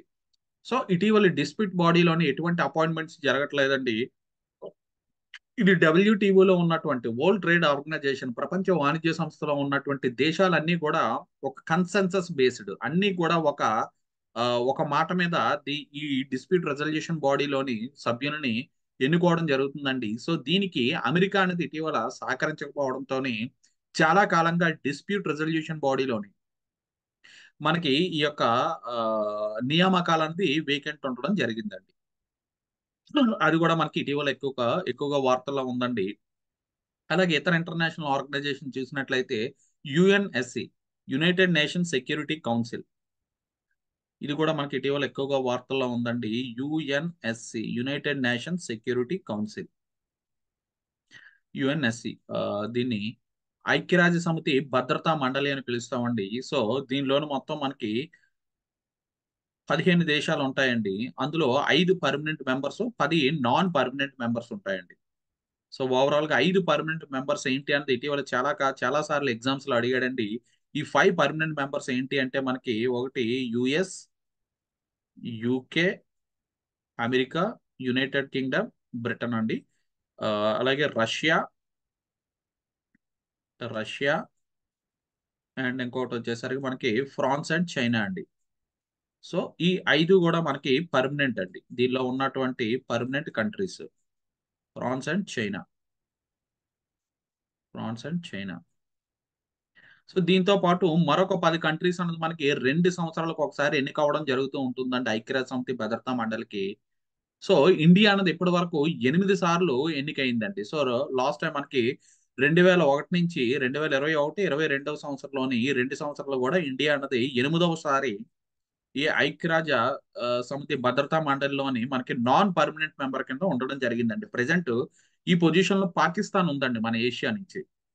సో రీసెంట్ గా ఏదైతే మనకి ఇటీవల ఇండియాకి పాకిస్తాన్ కి జరుగుతున్నటువంటి ఈ వార్ ఎస్కలేషన్స్ ఉన్నాయో, సో ఆపరేషన్ సింధూర్ పేరిట ఇండియా చేసిన స్ట్రైక్స్ కానీ ఇవన్నీ కూడా యుఎన్ఎస్సిలో లేవనెత్తాలి అని చెప్పి ఇటీవల మనకి పాకిస్తాన్ భావిస్తూ ఉందండి. ఎందుకంటే పాకిస్తాన్ నాన్ పర్మనెంట్ మెంబర్ కింద ఆ యొక్క ఐక్యరాజ్య సమితి భద్రతా మండలిలో ఉంది కనుక సో అక్కడ రైస్ చేయాలి అని చెప్పి ఇటీవల చూస్తూ ఉందండి. దీనికి ఎన్ని దేశాలు సపోర్ట్ చేస్తాయి అన్నది మ్యాటర్ అన్నమాట. సో ఇటీవల అయితే చాలా దేశాలు ఇండియాని సపోర్ట్ చేశాయి. లైక్ ఈవెన్ అమెరికా, రష్యా లాంటి దేశాలు, అగ్రగామి దేశాలు అన్ని కూడా ఇండియా వైపునే మాట్లాడుతూ ఉన్నాయి ప్రెసెంట్ అయితే. బట్ యుఎన్ఎస్సికి వెళ్ళిన తర్వాత అక్కడ ఓటింగ్ లో ఏం జరుగుతుందని మనం చూడాలి. సో ఈ కాంటెక్స్ట్ లో కూడా యుఎన్ఎస్సిలో మనకి యుఎన్ఎస్సి అనేది ఎక్కువగా వార్తల్లో ఉండడం జరిగింది. ఓవరాల్ ఇండియా ఎన్నిసార్లు ఎన్నికైంది నాన్ పర్మనెంట్ మెంబర్ కింద అంటే 8 సార్లు అండి. సో ప్రెసెంట్ ఏషియా నుంచి ఉన్నటువంటి దేశం ఏంటి అంటే మనకి పాకిస్తాన్, ఐక్యరాజ్య సమితి భద్రతా మండలిలో. సో ఈ విధంగా డిఫరెంట్ ఆర్గనైజేషన్స్, ఇంటర్నేషనల్ ఆర్గనైజేషన్స్ ఏదైతే వార్తల్లో ఉన్నాయో వాటిని ముందుగా తెలుసుకోవడానికి ట్రై చేయండి. దాని తర్వాత మీరు స్టాటిక్ పార్ట్ కి ప్రాధాన్యత ఇవ్వడానికి ట్రై చేయండి. సో ప్రైమరీగా అయితే కరెంట్ అఫైర్స్ లో ఉన్నటువంటి ఈ అంశాలకి ఎక్కువగా ప్రాముఖ్యత ఇవ్వడానికి ట్రై చేయండి. సో నెక్స్ట్ వచ్చేసరికి ఐక్యరాజ్య సమితి భద్రత. సో ఓవరాల్ గా ఐక్యరాజ్య సమితి, సో యుఎన్ అనేది మనకి మనందరికి తెలుసు 1945 లోని దీన్ని స్థాపించడం జరిగింది. సెకండ్ వరల్డ్ వార్ తర్వాత మనకి దీన్ని స్థాపించడం జరిగిందంటే యాక్చువల్లీ ఫస్ట్ వరల్డ్ వార్ తర్వాతే స్థాపించాం మనం. బట్ సెకండ్ వరల్డ్ వార్ తర్వాత దీన్ని కంప్లీట్ గా దీని కల్పన అనేది పూర్తి స్థాయిలో జరిగింది. సో దేని కొరకు అంటే ఇటువంటి యుద్ధ వాతావరణాలు, దేశాల మధ్య యుద్ధాలు రాకుండా ఉండడం కోసం ఆ దేశాల మధ్య ఒక ఐక్యతను పెంపొందించేందుకు తీసుకొచ్చినటువంటి సంస్థ ఐక్యరాజ్య సమితి, పేరులోనే ఉంది ఐక్యంగా ఉంచేందుకు. సో దీని కింద ఉన్నటువంటి 6 ప్రిన్సిపల్ ఆర్గాన్స్ ఏంటి, సో ఆర్గాన్స్ యొక్క హెడ్ క్వార్టర్స్ ఎక్కడ ఉన్నాయి. రీసెంట్ గా ఎక్కువగా మనకి ఐసీసీ అండ్ ఐసీజే రెండు ఎక్కువగా వార్తల్లో ఉన్నాయండి. International court of justice, so ప్రపంచ దీని ఏమంటారు, ఇంటర్నేషనల్ కోర్ట్ ఆఫ్ జస్టిస్. ఇది మనకి ఐక్యరాజ్య సమితికి ఉన్నటువంటి one of the principal organ అండి. 6 ప్రిన్సిపల్ ఆర్గాన్స్ లోని one of the principal organ ICJ. So దీంతో పాటు మనకి ఐసీసీ, ఇంటర్నేషనల్ క్రిమినల్ కోర్టు, ఇది కూడా మనకు వార్తల్లో ఉందండి. ఈ రెండిటి మధ్య డిఫరెన్సెస్ ఎక్కువగా అడుగుతూ ఉన్నాడండి. సో ఐసీసీ కూడా మనకి ఇంటర్నేషనల్ క్రిమినల్ కోర్ట్ అండి. ఈ రెండు కూడా మనకి హేగ్ నెదర్లాండ్స్ లోనే వీటి హెడ్ క్వార్టర్స్ ఉన్నాయండి. సో ఈ రెండిటి యొక్క హెడ్ క్వార్టర్స్ ఎక్కడ ఉన్నాయండి? నెదర్లాండ్స్ లోని హేగ్ నగరంలోని ఈ యొక్క రెండిటి హెడ్ క్వార్టర్స్ ఉన్నాయండి. ఇక్కడ మేజర్ డిఫరెన్స్ ఏంటంటే ఐసీజే అన్నది మనకి యునైటెడ్ నేషన్స్ కింద ఉన్నటువంటి ప్రిన్సిపల్ ఆర్గాన్. అంటే దేశాల మధ్య ఏదైతే యునైటెడ్ నేషన్స్ ఐక్యరాజ్య సమితిలో ఉన్నటువంటి దేశాలు ఏదైతే ఉన్నాయో ఆ దేశాల మధ్య ఏదైనా ఒక కాన్ఫ్లిక్ట్, ఫర్ ఎగ్జాంపుల్ ఇప్పుడు ఇండియాకి పాకిస్తాన్ కి ఒక వార్, లేదు అంటే ఆల్రెడీ పాకిస్తాన్ అనేది ఇండియా మీద టెర్రర్ అటాక్ చేసి మనకి కొంతమంది ఇండియన్ టూరిస్టులు చంపేయడం జరిగింది. సో దీనికి సంబంధించి ఇండియా అన్నది పాకిస్తాన్ మీద ఐసీజీలోని కంప్లైంట్ చేయొచ్చండి. ఐసీజేలోని కంప్లైంట్ చేయొచ్చు. అలాగే ఐసీజేలోని కంప్లైంట్ చేయొచ్చు. ఐసీసీలోని మనకి ఈ యొక్క ఐసీజీలోని మనం వ్యక్తుల మధ్య ఉన్నటువంటి డిస్ప్యూట్స్ ని కంప్లైంట్ చేయడానికి ఉండదండి. కేవలం దేశాలు అంటే ఇండియా పాకిస్తాన్ మీద కంప్లైంట్ చేయొచ్చు, లేదా పాకిస్తాన్ ఇండియా మీద కంప్లైంట్ చేయొచ్చు. అంతేగాని ఫర్ ఎగ్జాంపుల్ ఇప్పుడు ఎవరైతే జైషీ మహమ్మద్ గ్రూప్ కి లేదా జేఈటీ గ్రూప్ కి సంబంధించినటువంటి ఒక వ్యక్తి ఇండియా మీద దాడి చేయడానికి ప్రధాన కర్తగా ఉన్నాడు అని చెప్పి మనం భావించి ఆ యొక్క వ్యక్తి మీద మనం ఐసీజీలో కంప్లైంట్ చేయడానికి లేదు. ఆ వ్యక్తి మీద ఎక్కడ కంప్లైంట్ చేయొచ్చు అంటే మనం ఐసీసీలోను కంప్లైంట్ చేయొచ్చు అండి, ఇంటర్నేషనల్ క్రిమినల్ కోర్టులో. సో ఇంటర్నేషనల్ క్రిమినల్ కోర్ట్ అనేది మనకి ఓవరాల్ గా జీనోసైడ్ కి సంబంధించినటువంటి జీనోసైడ్ కి సంబంధించినటువంటి కేసెస్ అన్ని కూడా మనకి ఆ యొక్క కేసుల్ని మనం ఐసీసీలోను ఫైల్ చేయొచ్చు, ఇంటర్నేషనల్ క్రిమినల్ కోర్టులో. సో అంటే ఇండివిజువల్స్ సంబంధించినటువంటి కూడా కేసెస్ అక్కడ టేకప్ చేయడం జరుగుతుంది. సో ఫర్ ఎగ్జాంపుల్ ఇండియా నుంచి ఒక వ్యక్తి కులభూషణ్ జాదవ్ లాస్ట్ టైం మనకి పాకిస్తాన్ లోని వాళ్ళకి అక్కడ చిక్కడం జరిగింది. సో కులభూషణ్ జాదవ్ ని, అంటే వ్యక్తుల మధ్య ఉన్నట్లయితే కులభూషణ్ జాదవ్ నన్ను పాకిస్తాన్ కి సంబంధించినటువంటి ఫలానా వ్యక్తి ఈ విధంగా చిత్రహింసలు పెట్టారు అని చెప్పి ఐసీజీలోని కంప్లైంట్ చేయడానికి ఉండదండి, ఐసీసీలోని కంప్లైంట్ చేయొచ్చు. అంటే ఒక వ్యక్తి మరొక వ్యక్తి మీద. సో ఐసీజీలో చేయాలంటే ఇండియా పాకిస్తాన్ ఈ రెండు దేశాల మధ్య ఉన్నటువంటి డిస్ప్యూట్స్ ఏదైతే ఉన్నాయో అవి ఐసీజీలోను కంప్లైంట్ చేయొచ్చు. సో ఇది ఈ రెండింటికి మధ్య ఉన్నటువంటి మేజర్ డిఫరెన్స్ అండి. ఇటీవల చాలా ఎగ్జామ్స్ లోని ఇది అడుగుతూ ఉన్నాడండి, రెండు ఐసీసీకి ఐసీజేకి మధ్య ఉన్నటువంటి డిఫరెన్స్. ఐసీజే అనేది మనకి యుఎన్ కింద ఉన్నటువంటి ప్రిన్సిపల్ ఆర్గాన్. సో ఇండియా అనేది ఐసీజీలో మెంబర్ కానీ ఐసీసీలో మెంబర్ కాదండి. సో ఐసీసీలో ప్రధానమైనటువంటి దేశాలు అటు ఇండియా కానీ యుఎస్ కానీ చైనా కానీ చాలా దేశాలు మనకి ఐసీసీలో మెంబర్స్ కింద లేవండి. ఇంటర్నేషనల్ క్రిమినల్ కోర్టులోని కేవలం ఐసీజీలోని మాత్రమే మెంబర్స్ కింద ఉన్నాయి. సో నెక్స్ట్ వచ్చేసరికి మనకి ఇంపార్టెంట్ పీపుల్. సో ఇటీవల వార్తల్లో ఉన్నటువంటి ప్రముఖమైన వ్యక్తులు ఎవరున్నారు? సో ఆల్రెడీ మీకు చెప్పాను, కరుణ్ నాయర్ అన్న ఈ వ్యక్తి మనకి ఇటీవల ఎక్కువగా వార్తల్లో ఉండడం జరిగిందండి. సో దేని కొరకు అంటే చెప్పాను ఆల్రెడీ, కేసరి 2 మూవీకి సంబంధించి ఈ వ్యక్తి మనకి వార్తల్లోకి ఉండడం జరిగింది. సో అలాగే సారీ కరుణ్ నాయర్ కాదండి, శంకరన్ నాయర్, శంకరన్ నాయర్, కరుణ్ నాయర్ కాదు శంకరన్ నాయర్. ఈయన శంకరన్ శంకరన్ నాయర్, శంకరన్ SANKARAN అండి, శంకరన్ నాయర్, శంకరన్ నాయర్. సో ఇటీవల క్యాషరీ 2 మూవీ ఏదైతే రిలీజ్ అయిందో ఆ కాంటాక్ట్స్ లోని మూవీ ట్రైలర్ ఏదైతే రిలీజ్ అయిందో ఆ కాంటాక్ట్స్ లో ఈయన మీద డిస్కషన్ నేషనల్ మీడియాలో ఎక్కువగా జరిగిందండి. శంకరన్ నాయర్ అన్న ఈ వ్యక్తి ఎవరు అంటే ఈయన జలియన్ వాలాబాగ్ ఉదంతం ఏదైతే మన 1919లో జరిగిందో మైకెల్ ఓ డయర్ అన్న వ్యక్తి ఎవరైతే మనకి ఆ ఇక్కడ జలియన్ వాలాబాగ్ లోని పీస్ఫుల్ గా ప్రొటెస్ట్ చేస్తున్నటువంటి వ్యక్తుల్ని హతమార్చాడో ఆ వ్యక్తి మీద మనకి యూకేలోని అటు బ్రిటన్ లోనే ఆ యొక్క కోర్టులోని ఇండియా తరపున ఆ వ్యక్తికి మైకల్ ఓ డయర్ కి శిక్ష పడాలి అని చెప్పి ఇండియా తరపున వాదించినటువంటి వ్యక్తి శంకరన్ నాయర్ అండి. ఈయన మద్రాస్ హైకోర్టు జడ్జిగా కూడా పనిచేశారండి శంకరన్ నాయర్. సో ఈయన ఎక్కడ మనకి పాలక్కాడ్ డిస్టిక్ కేరళలో జన్మించినటువంటి వ్యక్తి అండి. పాలక్కాడ్ పాలక్కాడ్ డిస్టిక్ కేరళలో ఆ, జన్మించినటువంటి వ్యక్తి అండి. సో ఈయన మన ఐఎన్సికి ప్రెసిడెంట్ గా కూడా పనిచేశారండి. ఎప్పుడంటే ఈయన సారీ, ఈయన జన్మించింది అయితే మనకి 1857లోనే ఈయన పాలక్కాడ్ డిస్ట్రిక్ట్ కేరళలో జన్మించడం జరిగిందండి. ఈయన ఐసీసీకి యంగెస్ట్ ప్రెసిడెంట్ కింద వర్క్ చేయడం జరిగిందండి. ఏ ఇయర్ లోనంటే మనకి 1897లోనే. Youngest president of I I ఐఎన్సీకి. ఐఎన్సీకి యంగెస్ట్ ప్రెసిడెంట్ కింద ఈయన వర్క్ చేయడం జరిగిందండి. అలాగే కేరళ నుంచి. So, first and last Malayali అండి. కేరళ నుంచి పనిచేసినటువంటి ఒకే ఒక్క ఐఎన్సీ ప్రెసిడెంట్ ఎవరు అంటే మనకి Sankaran Nair. Is the only Malayali మనకి ఐఎన్సీ ప్రెసిడెంట్ గా వర్క్ చేసినటువంటి వ్యక్తి. సో, అలాగే ఈయన ఇతరత్ర అంశాలు చూసినట్లయితే ఈయన శంకరన్ నాయర్ గారు మనకి రైల్వే కమిషన్ యొక్క మెంబర్ కింద కూడా పనిచేశారండి. ఈయన మనకి రైల్వే కమిషన్ యొక్క మెంబర్. సో, రైల్వే కమిషన్ మనకి 1902 సంవత్సరంలోని 1902లోని మనకి లార్డ్ కర్జన్ తీసుకొచ్చినటువంటి lord Curzon, lord Curzon,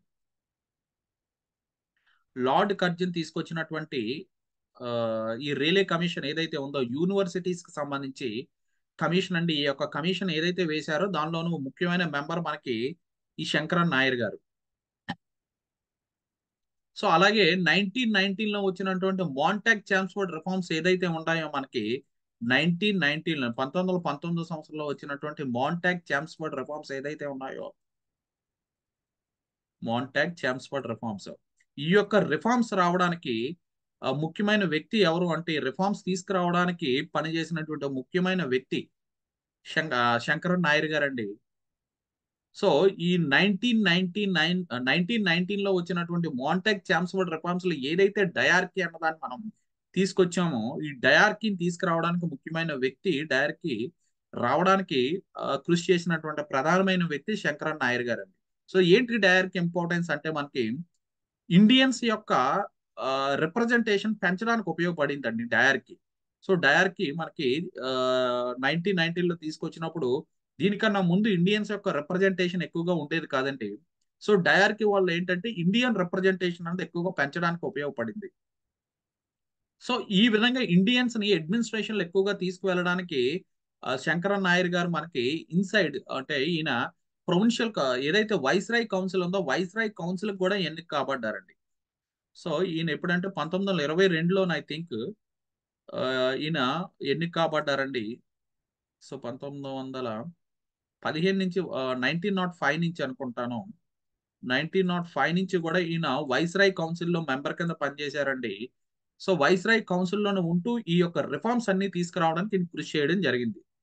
so, ఎప్పటి వరకు పనిచేశారు? 1919 సంవత్సరంలో ఎప్పుడైతే జలియన్ వాలాబాగ్ మసక్కర్ జరిగిందో మనకి, జలియన్ వాలాబాగ్ ఉదంతం జరిగిందో, అక్కడ మైకేల్ ఓ డయర్ గారు ప్రశాంతంగా ప్రొటెస్ట్ చేస్తున్నటువంటి ఇండియన్స్‌ని కాల్చి చంపేశారో, అప్పటి వరకు కూడా ఈయన వైస్రాయ్ కౌన్సిల్‌లో పనిచేస్తూ ఇండియా వైపు అనేకమైనటువంటి సంస్కరణలు తీసుకురావడానికి ఈయన ఎంతగానో కృషి చేయడం జరిగింది. సో, ఈ మసక్కర్ లేదా ఈ జలియన్ వాలాబాగ్ ఉదంతం జరిగిన తర్వాత ఈయన వైస్రాయ్ కౌన్సిల్ నుంచి ఓవరాల్‌గా ఈ బ్రిటిష్ యొక్క అడ్మినిస్ట్రేషన్ నుంచి క్విట్ చేయడం జరిగిందండి. క్విట్ చేసి ఎవరైతే ఈ జలియన్ వాలాబాగ్ ఉదంతానికి కారణమైనటువంటి వ్యక్తి ఉన్నారో, ఆ వ్యక్తి మీద మనకి బ్రిటన్‌లోని ఈయన ఆ వ్యక్తికి శిక్ష పడాలి అని చెప్పి పోరాటం చేయడం జరిగింది. సో, ఆఫ్‌కోర్స్ ఫైనల్‌గా కేస్ ఓడిపోవడం జరిగింది. బట్ ఇండియా యొక్క ఇంపాక్ట్ అన్నది ఈయన ఆహ్, ఈ కేస్ వాదించడం వల్ల వాళ్ళకి ఎక్కువగా తెలియడం జరిగిందండి. సో, ఆ ఇంపాక్ట్ అన్నది ఎక్కువగా ఉండడం జరిగింది. సో, అందువల్ల ఈయన 2019లోని ఈయన పేరు మీద ఒక శంకరన్ నాయర్ గారి పేరు మీద ఒక బయోపిక్ గూడా రావడం జరిగిందండి. ఒక బుక్‌ని బేస్ చేసుకొని. ఆ బుక్ ఏంటంటే ఈ బుక్ గురించి అడిగేటటువంటి అవకాశం ఉందండి. అలాగే ఈయన great critique of Mahatma Gandhi కూడానండి. శంకరన్ నాయర్ గారు మనకి మహాత్మా గాంధీ గారు చేపట్టినటువంటి చాలా కార్యక్రమాలు చాలా వాటి మీద ఈయన ఆహ్, లైక్ ఈయన యొక్క ఒపీనియన్ చెప్పడం జరిగిందండి. ఈయన 'గాంధీ అండ్ ఎనార్కీ' అనే బుక్ కూడా రాయడు. ఈయన సొంతంగా రాసిన బుక్ ఏంటి అంటే 'గాంధీ అండ్ ఎనార్కీ'. అడగొచ్చు, గుర్తుపెట్టుకోండి. 'గాంధీ అండ్ ఎనార్కీ' అన్న బుక్ రాసినటువంటి వ్యక్తి ఎవరు అంటే మనకి శంకరన్ నాయర్ గారు. 'Gandhi and anarchy'. So, Gandhiji గారు ఏదైతే చేపట్టినటువంటి నాన్ వయలెన్స్ గాని, సివిల్ డిసోబీడియన్స్ మూవ్‌మెంట్ గాని, వీరంటి మీద కొంత క్రిటిసిజం కూడా చేశారండి ఈయన. సో, అందువల్ల 'గాంధీ అండ్ ఎనార్కీ' అన్న బుక్కు రాసినటువంటి వ్యక్తి ఎవరు అంటే మనకి శంకరన్ నాయర్ గారు. సో, 2019లోని ఈయన మీద ఒక బయోపిక్ రావడం జరిగిందండి 'శంకరన్ నాయర్' గారు. దేన్ని బేస్ చేసుకోనంటే, ఈయన మీద రాసినటువంటి బుక్ ఏంటంటే మనకి చాలా ఇంపార్టెంట్ అండి. 'The case that shook the empire'. The case the case that shook the empire. So, ఏ ఎంపైర్ అండి? British empire. సో, బ్రిటిష్ ఎంపైర్‌ని షాక్ గురి చేసినటువంటి అంశం ఏంటి అంటే shook the empire. Shook the empire. ఏ ఎంపైర్? British empire. సో, దీన్ని రాసినటువంటి వ్యక్తులు ఎవరు అంటే మనకి ఈఎంపిఐఆర్‌ఈ అండి. సో, దీన్ని రాసినటువంటి వ్యక్తులు ఇద్దరండి మనకి. ఒకరు ఆహ్, పుష్ప పలాటా అండ్ రఘు పలాటా.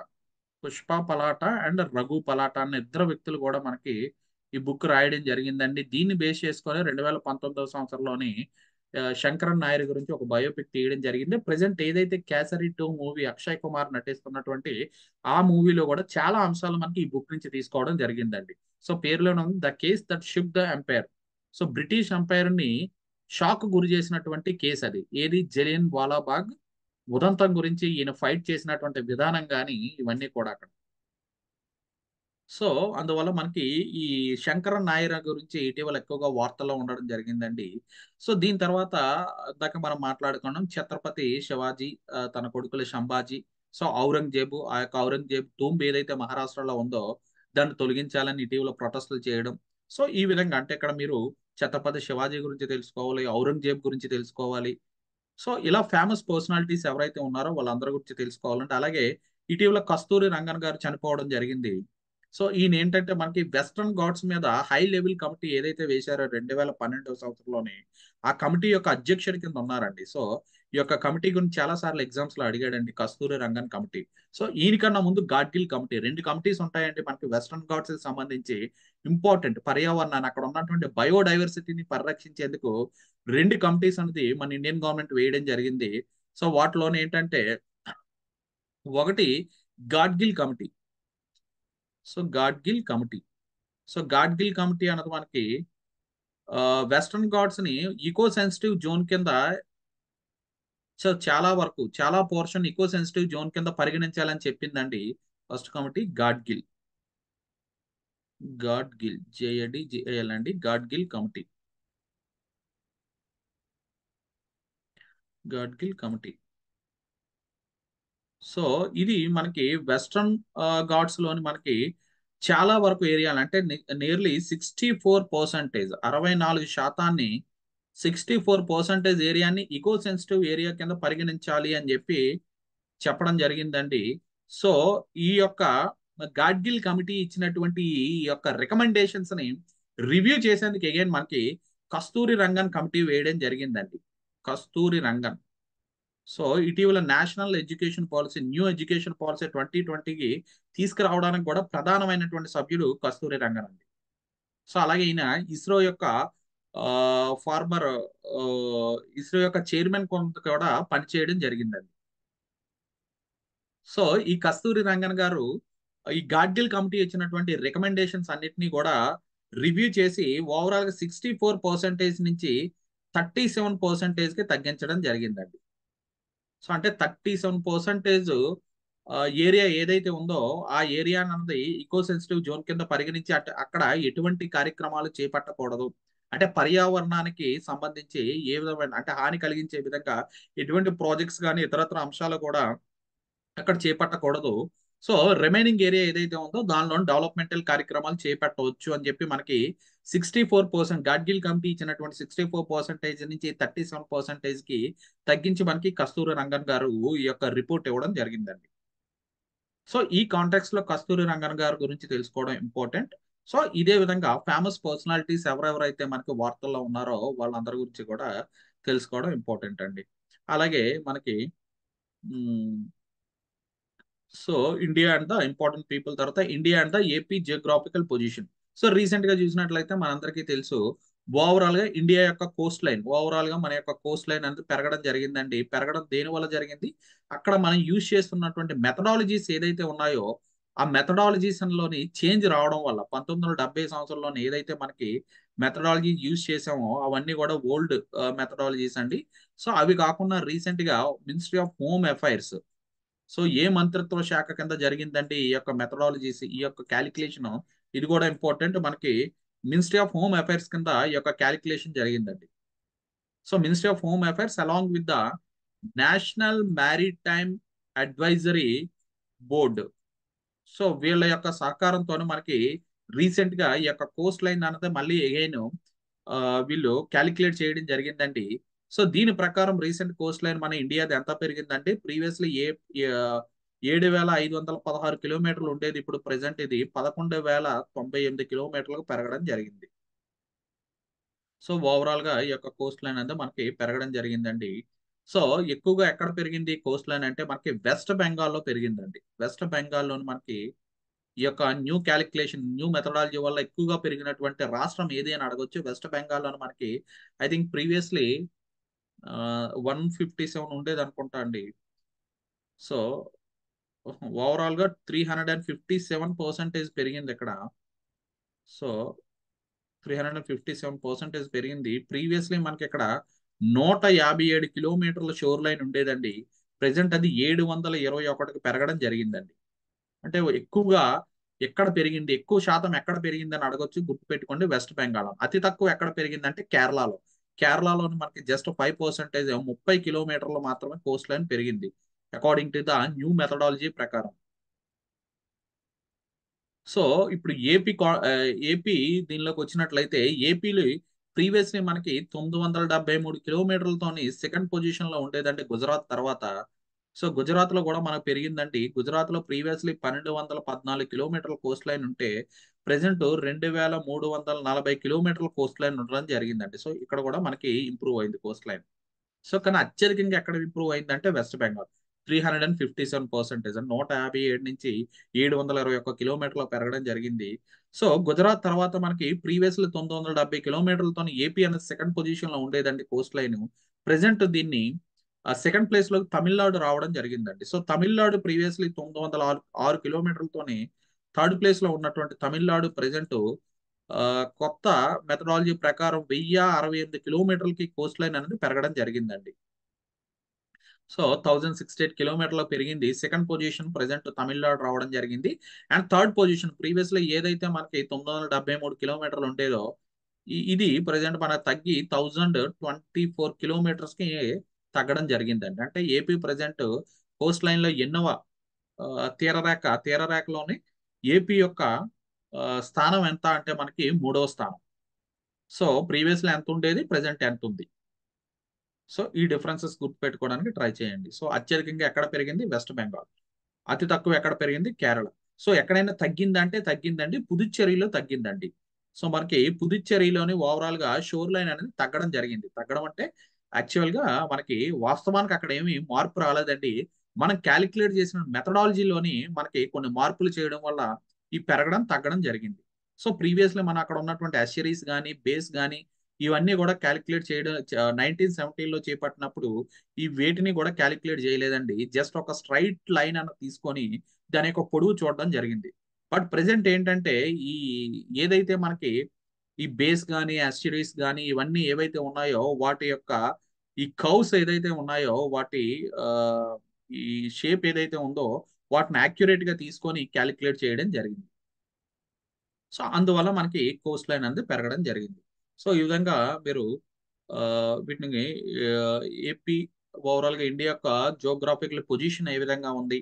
సో, వీటిని కూడా గుర్తుపెట్టుకోవడానికి ట్రై చేయండి. అలాగే sports, national symbols, currencies largely ఇదంతా స్టాటిక్ పార్ట్ అండి. మీ దగ్గర ఉన్నటువంటి ఇప్పటివరకు ఫాలో అవుతున్న మెటీరియల్ ఏదైతే ఉందో దాన్ని ఫాలో అవ్వండి. నేషనల్, ఇంటర్నేషనల్ మ్యాటర్స్ అనేది ఇవి ప్రతి నెల కూడా మనం మన లక్ష్య అనే యాప్‌లోని అప్డేట్ చేయడం జరుగుతూ ఉందండి. సో, ఆ మంత్‌లో వచ్చినటువంటి నేషనల్ కరెంట్ అఫైర్స్ ఇంపార్టెంట్ ఏమున్నాయి, ఇంటర్నేషనల్ కరెంట్ అఫైర్స్ ఏమున్నాయి. సో, అలాగే science and technology, economy, important reports and commissions, important surveys, so, polity, so, ఇవన్నీ గూడా మనకి ఫోల్డర్ వైస్ అనేది ఇవన్నీ ఇవ్వడం జరుగుతుంది. సో, వీలైతే చూడండి. లేదా ఆల్రెడీ మీ దగ్గర ఉన్నటువంటి కరెంట్ అఫైర్స్ మెటీరియల్ ఏదైతే ఉందో వాటిని ఫాలో అవ్వడానికి ట్రై చేయండి.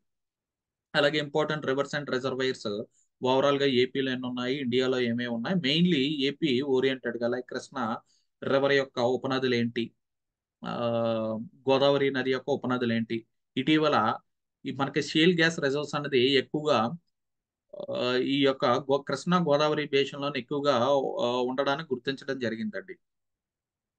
సో అది అడగొచ్చు షేల్ గ్యాస్ గురించి. ఇటీవల ఏపీలోని ఏ ప్రదేశంలోనూ దీన్ని కనుగొన్నారంటే మనకి కృష్ణా గోదావరి బేసిన్లో.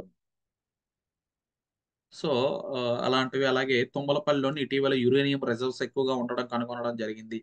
సో ఇవన్నీ కూడా గుర్తుపెట్టుకోవడానికి ట్రై చేయండి. అలాగే forest and wildlife in India and AP. So India and ఏపీలోని ఫారెస్ట్ అండ్ వైల్డ్ లైఫ్ ఏ విధంగా ఉంది. సో ఆల్రెడీ మాట్లాడుకున్నాం. IFSR report, Indian state of the forest report అంటే మనకి రీసెంట్ గా 2023లో రిలీజ్ చేయడం జరిగింది. ప్రతి 2 సంవత్సరాలకు ఒకసారి రిపోర్ట్ అనేది రిలీజ్ చేయడం జరుగుతుందండి. సో ఇది బైఎనియల్ రిపోర్ట్. సో ఎవరు రిలీజ్ చేస్తారంటే మనకి ఫారెస్ట్ సర్వే ఆఫ్ ఇండియా అనేది ఈ రిపోర్ట్ అనేది రిలీజ్ చేయడం జరుగుతుందండి. రీసెంట్ గా డెహ్రాడూన్ లోను మనకి ఎన్విరాన్మెంటల్ మినిస్టర్ ఈ రిపోర్ట్ రిలీజ్ చేయడం జరిగింది. ఈ రిపోర్ట్ ప్రకారం మనకి ఓవరాల్ గా ఇండియాలోని tree and the forest cover మనకి 25.17% కి పెరగడం జరిగిందండి. సో వీటిలోని ఫారెస్ట్ కవర్ ఎంత పెరిగింది అంటే మనకి 21.7% ఫారెస్ట్ కవర్ పెరిగితే, రిమైనింగ్ మనకి ట్రీ కవర్ అన్నది మనకి 3.4% కి ట్రీ కవర్ పెరగడం జరిగింది. సో అత్యధికంగా ఏ స్టేట్స్ లోని మనకి ఫారెస్ట్ అండ్ ట్రీ కవర్ పెరిగింది అన్నది ఇంపార్టెంట్ అండి. సో అత్యధికంగా మనకి లాస్ట్ టైం మనకి 2021 రిపోర్ట్ లోనైతే ఏపీలోనే, తెలంగాణ అండ్ ఒడిస్సాలో అత్యధికంగా ఫారెస్ట్ అండ్ ట్రీ కవర్ పెరిగాయండి. కానీ రీసెంట్ గా వచ్చినప్పటికీ రీసెంట్ రిపోర్ట్ లోని మనకు అత్యధికంగా ట్రీ అండ్ ఫారెస్ట్ కవర్ పెరిగినటువంటి రాష్ట్రాలు మిజోరాం అండి. ఒకటి మిజోరాం. సో బోత్, సారీ, రెండు పెరిగినటువంటివి అయితే మనకి ఛత్తీస్గఢ్ అండి. అంటే ట్రీ అండ్ ఫారెస్ట్ కవర్ రెండు కూడా అత్యధికంగా పెరిగినటువంటి రాష్ట్రాలు ఏంటి అంటే మనకి ఛత్తీస్గఢ్, ఛత్తీస్గఢ్, ఛత్తీస్గఢ్, తర్వాత యూపీ, ఉత్తరప్రదేశ్, తర్వాత ఒడిస్సా, రాజస్థాన్. ఈ 4 రాష్ట్రాల్లో మనకు అత్యధికంగా పెరిగాయండి. దీన్ని సింపుల్ గా మీరు కప్ ఓఆర్ అని గుర్తుపెట్టుకోండి. Cup OR, tree and forest cover ఇటీవల ఏ రాష్ట్రాల్లో అత్యధికంగా పెరిగిందని అడిగినట్లయితే CUP, C for Chhattisgarh, UP for Uttar Pradesh, OR Kapoor అని గుర్తుపెట్టుకోండి, O for Odisha, R for Rajasthan. So only forest cover ఏ రాష్ట్రాల్లో పెరిగింది అని అడిగినట్లయితే మనకి one is Mizoram and next వచ్చేసరికి గుజరాత్, తర్వాత ఒడిస్సా. ఓన్లీ ఫారెస్ట్ కవర్ ఎక్కువగా పెరిగినటువంటి రాష్ట్రాలు మిజోరాం, గుజరాత్, ఒడిస్సా. అలాగే ట్రీ కవర్ అత్యధికంగా పెరిగినటువంటి రాష్ట్రాలు ఏంటి అని అడిగినట్లయితే ఒకటి మధ్యప్రదేశ్, సెకండ్ వచ్చేసరికి అరుణాచల్ ప్రదేశ్ అండ్ నెక్స్ట్ వచ్చేసరికి మహారాష్ట్ర. ఈ 3 స్టేట్స్ లోనే మనకి అత్యధికంగా ఆ, ఈ యొక్క ఫారెస్ట్ ట్రీ కవర్ అనేది పెరగడం జరిగింది. సో ఓవరాల్ గా మనకి మ్యాంగ్రూవ్స్ ఎన్ని స్క్వేర్ కిలోమీటర్లు ఉన్నాయంటే రీసెంట్ రిపోర్ట్ ప్రకారం 4,992 కిలోమీటర్లు మ్యాంగ్రూవ్స్ అనేది ఉండడం జరిగింది, మన అడవులు. సో ఇలాంటివి రిపోర్ట్ గురించి తెలిసి పెట్టుకోండి. సో అలాగే డిఫరెంట్ డైనాసిటీస్, సో ఇందాక ఆల్రెడీ మనం మాట్లాడుకున్నాం. సో ఢిల్లీ సుల్తనేట్ ఎవరి తర్వాత ఎవరు వచ్చారు, తర్వాత మొఘల్స్ ఎవరి తర్వాత ఎవరు వచ్చారు, ఇలాగా మెయిన్లీ ఏపీని పాలించినటువంటి రాజవంశాల గురించి తెలిసి పెట్టుకోండి. లైక్ తూర్పు చాళుక్యులు, ఇలా కొన్ని రాజవంశాలు ఏదైతే మెయిన్ గా ఏపీని పాలించినటువంటి వంశాలు ఉన్నాయో, సో వాటిని గుర్తుపెట్టుకోవడానికి ట్రై చేయండి along with the India, overall గా ఇండియాలో ఉన్నటువంటి డైనాసిటీస్ తో పాటు. సో అలాగే historical persons and their titles, ఇక్కడ కూడా ఎక్కువగా ఏపీ ఓరియంటెడ్ టైటిల్స్ కి ఎక్కువగా ప్రాముఖ్యత ఇవ్వడానికి ట్రై చేయండి. అలాగే ఇంపార్టెంట్ ట్రావెలర్స్, సో ఎవరి తర్వాత ఏ ట్రావెలర్స్ వచ్చారన్నది కూడా మనకు చాలా ఇంపార్టెంట్ అండి. ప్రీవియస్లీ చాలా ఎగ్జామ్స్ లో అడుగుతూ ఉన్నాడండి ఇవి. సో ముందు మనకి మెగస్తనీస్ వచ్చారండి. ఇండియాకు వచ్చినటువంటి మొట్టమొదటి ఫారిన్ ట్రావెలర్ ఎవరు అంటే మనకి మెగస్తనీస్ అండి. మెగస్తనీస్ ఎక్కడి నుంచి వచ్చారు మనకి, మెగస్తనీస్ మనకి గ్రీక్ నుంచి రావడం జరిగిందండి. సో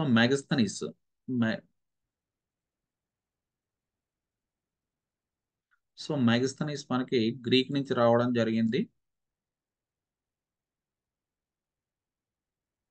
మెగస్తనీస్ ఎక్కడి నుంచి వచ్చారండి? గ్రీక్ నుంచి రావడం జరిగింది. సో మెగస్తనీస్ తర్వాత మనకి ఫాహియాన్ రావడం జరిగిందండి. ఫాహియాన్ చైనా నుంచి. ఫాహియాన్ మనకి చైనా నుంచి రావడం జరిగింది.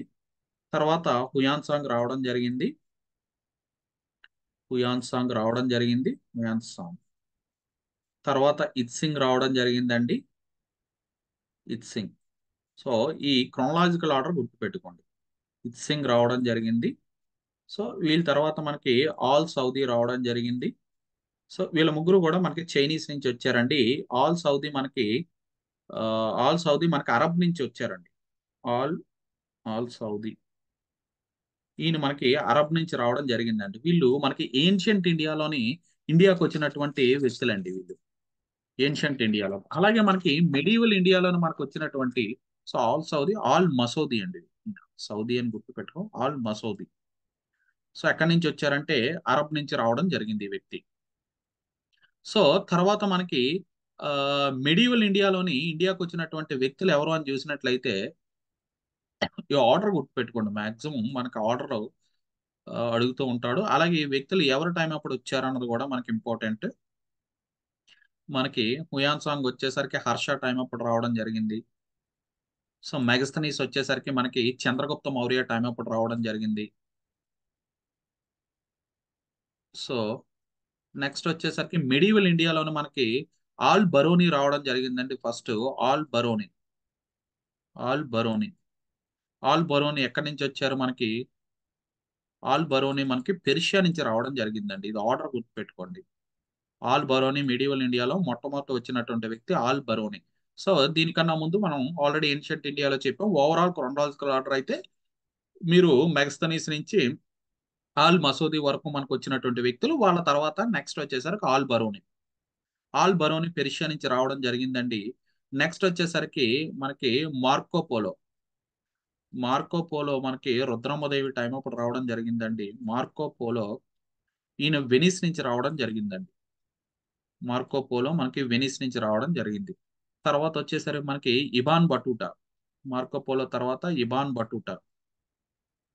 ఇబాన్ బటూటా మనకి ఎప్పుడు వచ్చారండి? ఇబాన్ బటూటా మనకి ఆ ఈయన మహమ్మద్ బిన్ తొగ్లక్ ఎంబిటి టైం అప్పుడు వచ్చారండి. Muhammad bin Tughlaq MBT. Ibn Battuta. ఈయన తర్వాత వచ్చినటువంటి వ్యక్తి Niccolo de Conti. Niccolo de Conti. సో వీళ్ళు మనకి డి కాంటి. నికోలో డి కాంటి ఈయన కూడా మనకి వెనిస్ నుంచి వచ్చారండి. ఇబాన్ బటూటా మనకు మొరాకో నుంచి వచ్చినటువంటి వ్యక్తి. మార్కో పోలో కూడా మనకి వెనిస్ నుంచి వచ్చినటువంటి వ్యక్తి అండి. నికోలో డి కాంటి మనకి ఆ విజయనగర సామ్రాజ్యం టైం ఇప్పుడు వచ్చినటువంటి వ్యక్తి అండి. ఈయన తర్వాత మనకి అబ్దుల్ రజాక్ రావడం జరిగింది.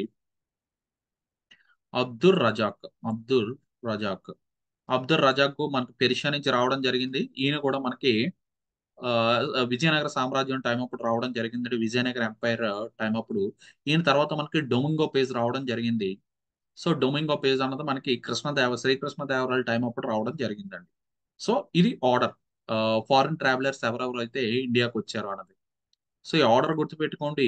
ఎవరు టైం అప్పుడు ఏ రాజు టైం అప్పుడు వీళ్ళు వచ్చారన్నది కూడా మనకి ఇంపార్టెంట్. సో ఈ విధంగా హిస్టారికల్ ఇంపార్టెంట్ ట్రావెలర్స్ గుర్తుపెట్టుకోండి. అలాగే solar system. So solar system లో ఉన్నటువంటి మన 9 ప్లానెట్స్ మీ అందరికి ఐడియా ఉంటుంది. ఒక సింపుల్ కోడ్ తో గుర్తుపెట్టుకోవచ్చు ఇవంతా కూడాను. సోలార్ సిస్టమ్ లో ఉన్నటువంటి ఈ ఈ మొత్తం ఏదైతే మనకి 9 గ్రహాలు ఉన్నాయో ఆఫ్ కోర్స్ ఇప్పుడు ప్రెసెంట్ ప్లూటోన్ గ్రహం కింద మనం కౌంట్ చేయట్లేదండి. 8 గ్రహాలు ప్రెసెంట్ అవి ఏంటి అంటే మనకి ఒక సింపుల్ కోడ్ తోని ఒక ఆర్డర్ అడిగినప్పుడు మీకు my very very educated mother EDU educated mother ఇంకోటి mother just shown us just shown us 9 planets shown us 9 planets 9 planets and 9. So ఇక్కడ మై మీన్స్ ఇక్కడ ఎం ఫర్ మెర్క్యూరీ అండి. సో ఆర్డర్ ఆఫ్ ప్లానెట్స్ అంటే Mercury. తర్వాత V for Venus. వెరీలోని V for Venus. Very educated. E for Earth. And మరి my very educated mother M for Mars అండి. So తర్వాత జే for the Jupiter just shown us, J for Jupiter as per Saturn అండి, shown us U for Uranus అండి, N for Neptune just shown us 9 planets, N for వచ్చేసరికి Neptune, planets P for మనకి Pluto. So present ప్లూటోని మనం planet కింద count చేయట్లేదండి. So 8 planets, 8 planets లో మనకి my very educated mother Mars వరకు మొదటి 4 ప్లానెట్లు మనం ఇన్నర్ ప్లానెట్స్ అంటాం, లేదంటే టెరిస్టియల్ ప్లానెట్స్ అంటాం అండి. సో ఈ మొదటి 4 ప్లానెట్స్ తర్వాత మనకి ఆస్ట్రాయిడ్ బెల్ట్ ఉంటుంది. ఆస్ట్రాయిడ్ బెల్ట్ తర్వాత ఉన్నటువంటి ప్లానెట్స్ ఏంటి అంటే మనకి గ్యాసియస్ ప్లానెట్స్ లేదా జోవియన్ ప్లానెట్స్ అంటాం. వీటిలో మనకి జూపిటర్ అన్నది అతిపెద్దది. సో అందువల్ల జస్ట్ జస్ట్ నుంచి అంటే మొదటి 4 ప్లానెట్ ఇన్నర్ ప్లానెట్స్, సో దీన్ని టెరిస్టియల్ ప్లానెట్స్ అంటాం. నెక్స్ట్ తర్వాత జూపిటర్ తర్వాత ఉన్నవన్నీ కూడా మనకి అవుటర్ ప్లానెట్స్ లేదంటే గ్యాసియస్ ప్లానెట్స్ అంటాం.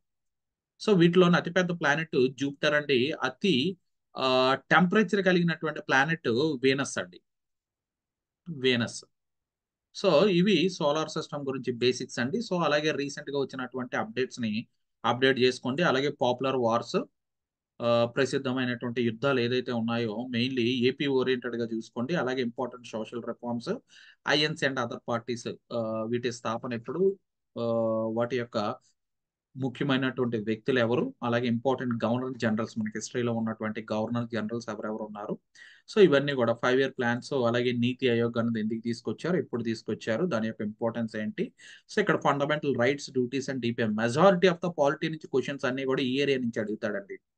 సో ఈ ఏరియాలో ఉన్నటువంటి ఆర్టికల్స్ ని ప్రెసెంట్ కరెంట్ అఫైర్స్ లో వస్తున్న దానికి సింక్ చేసి అడుగుతాడండి.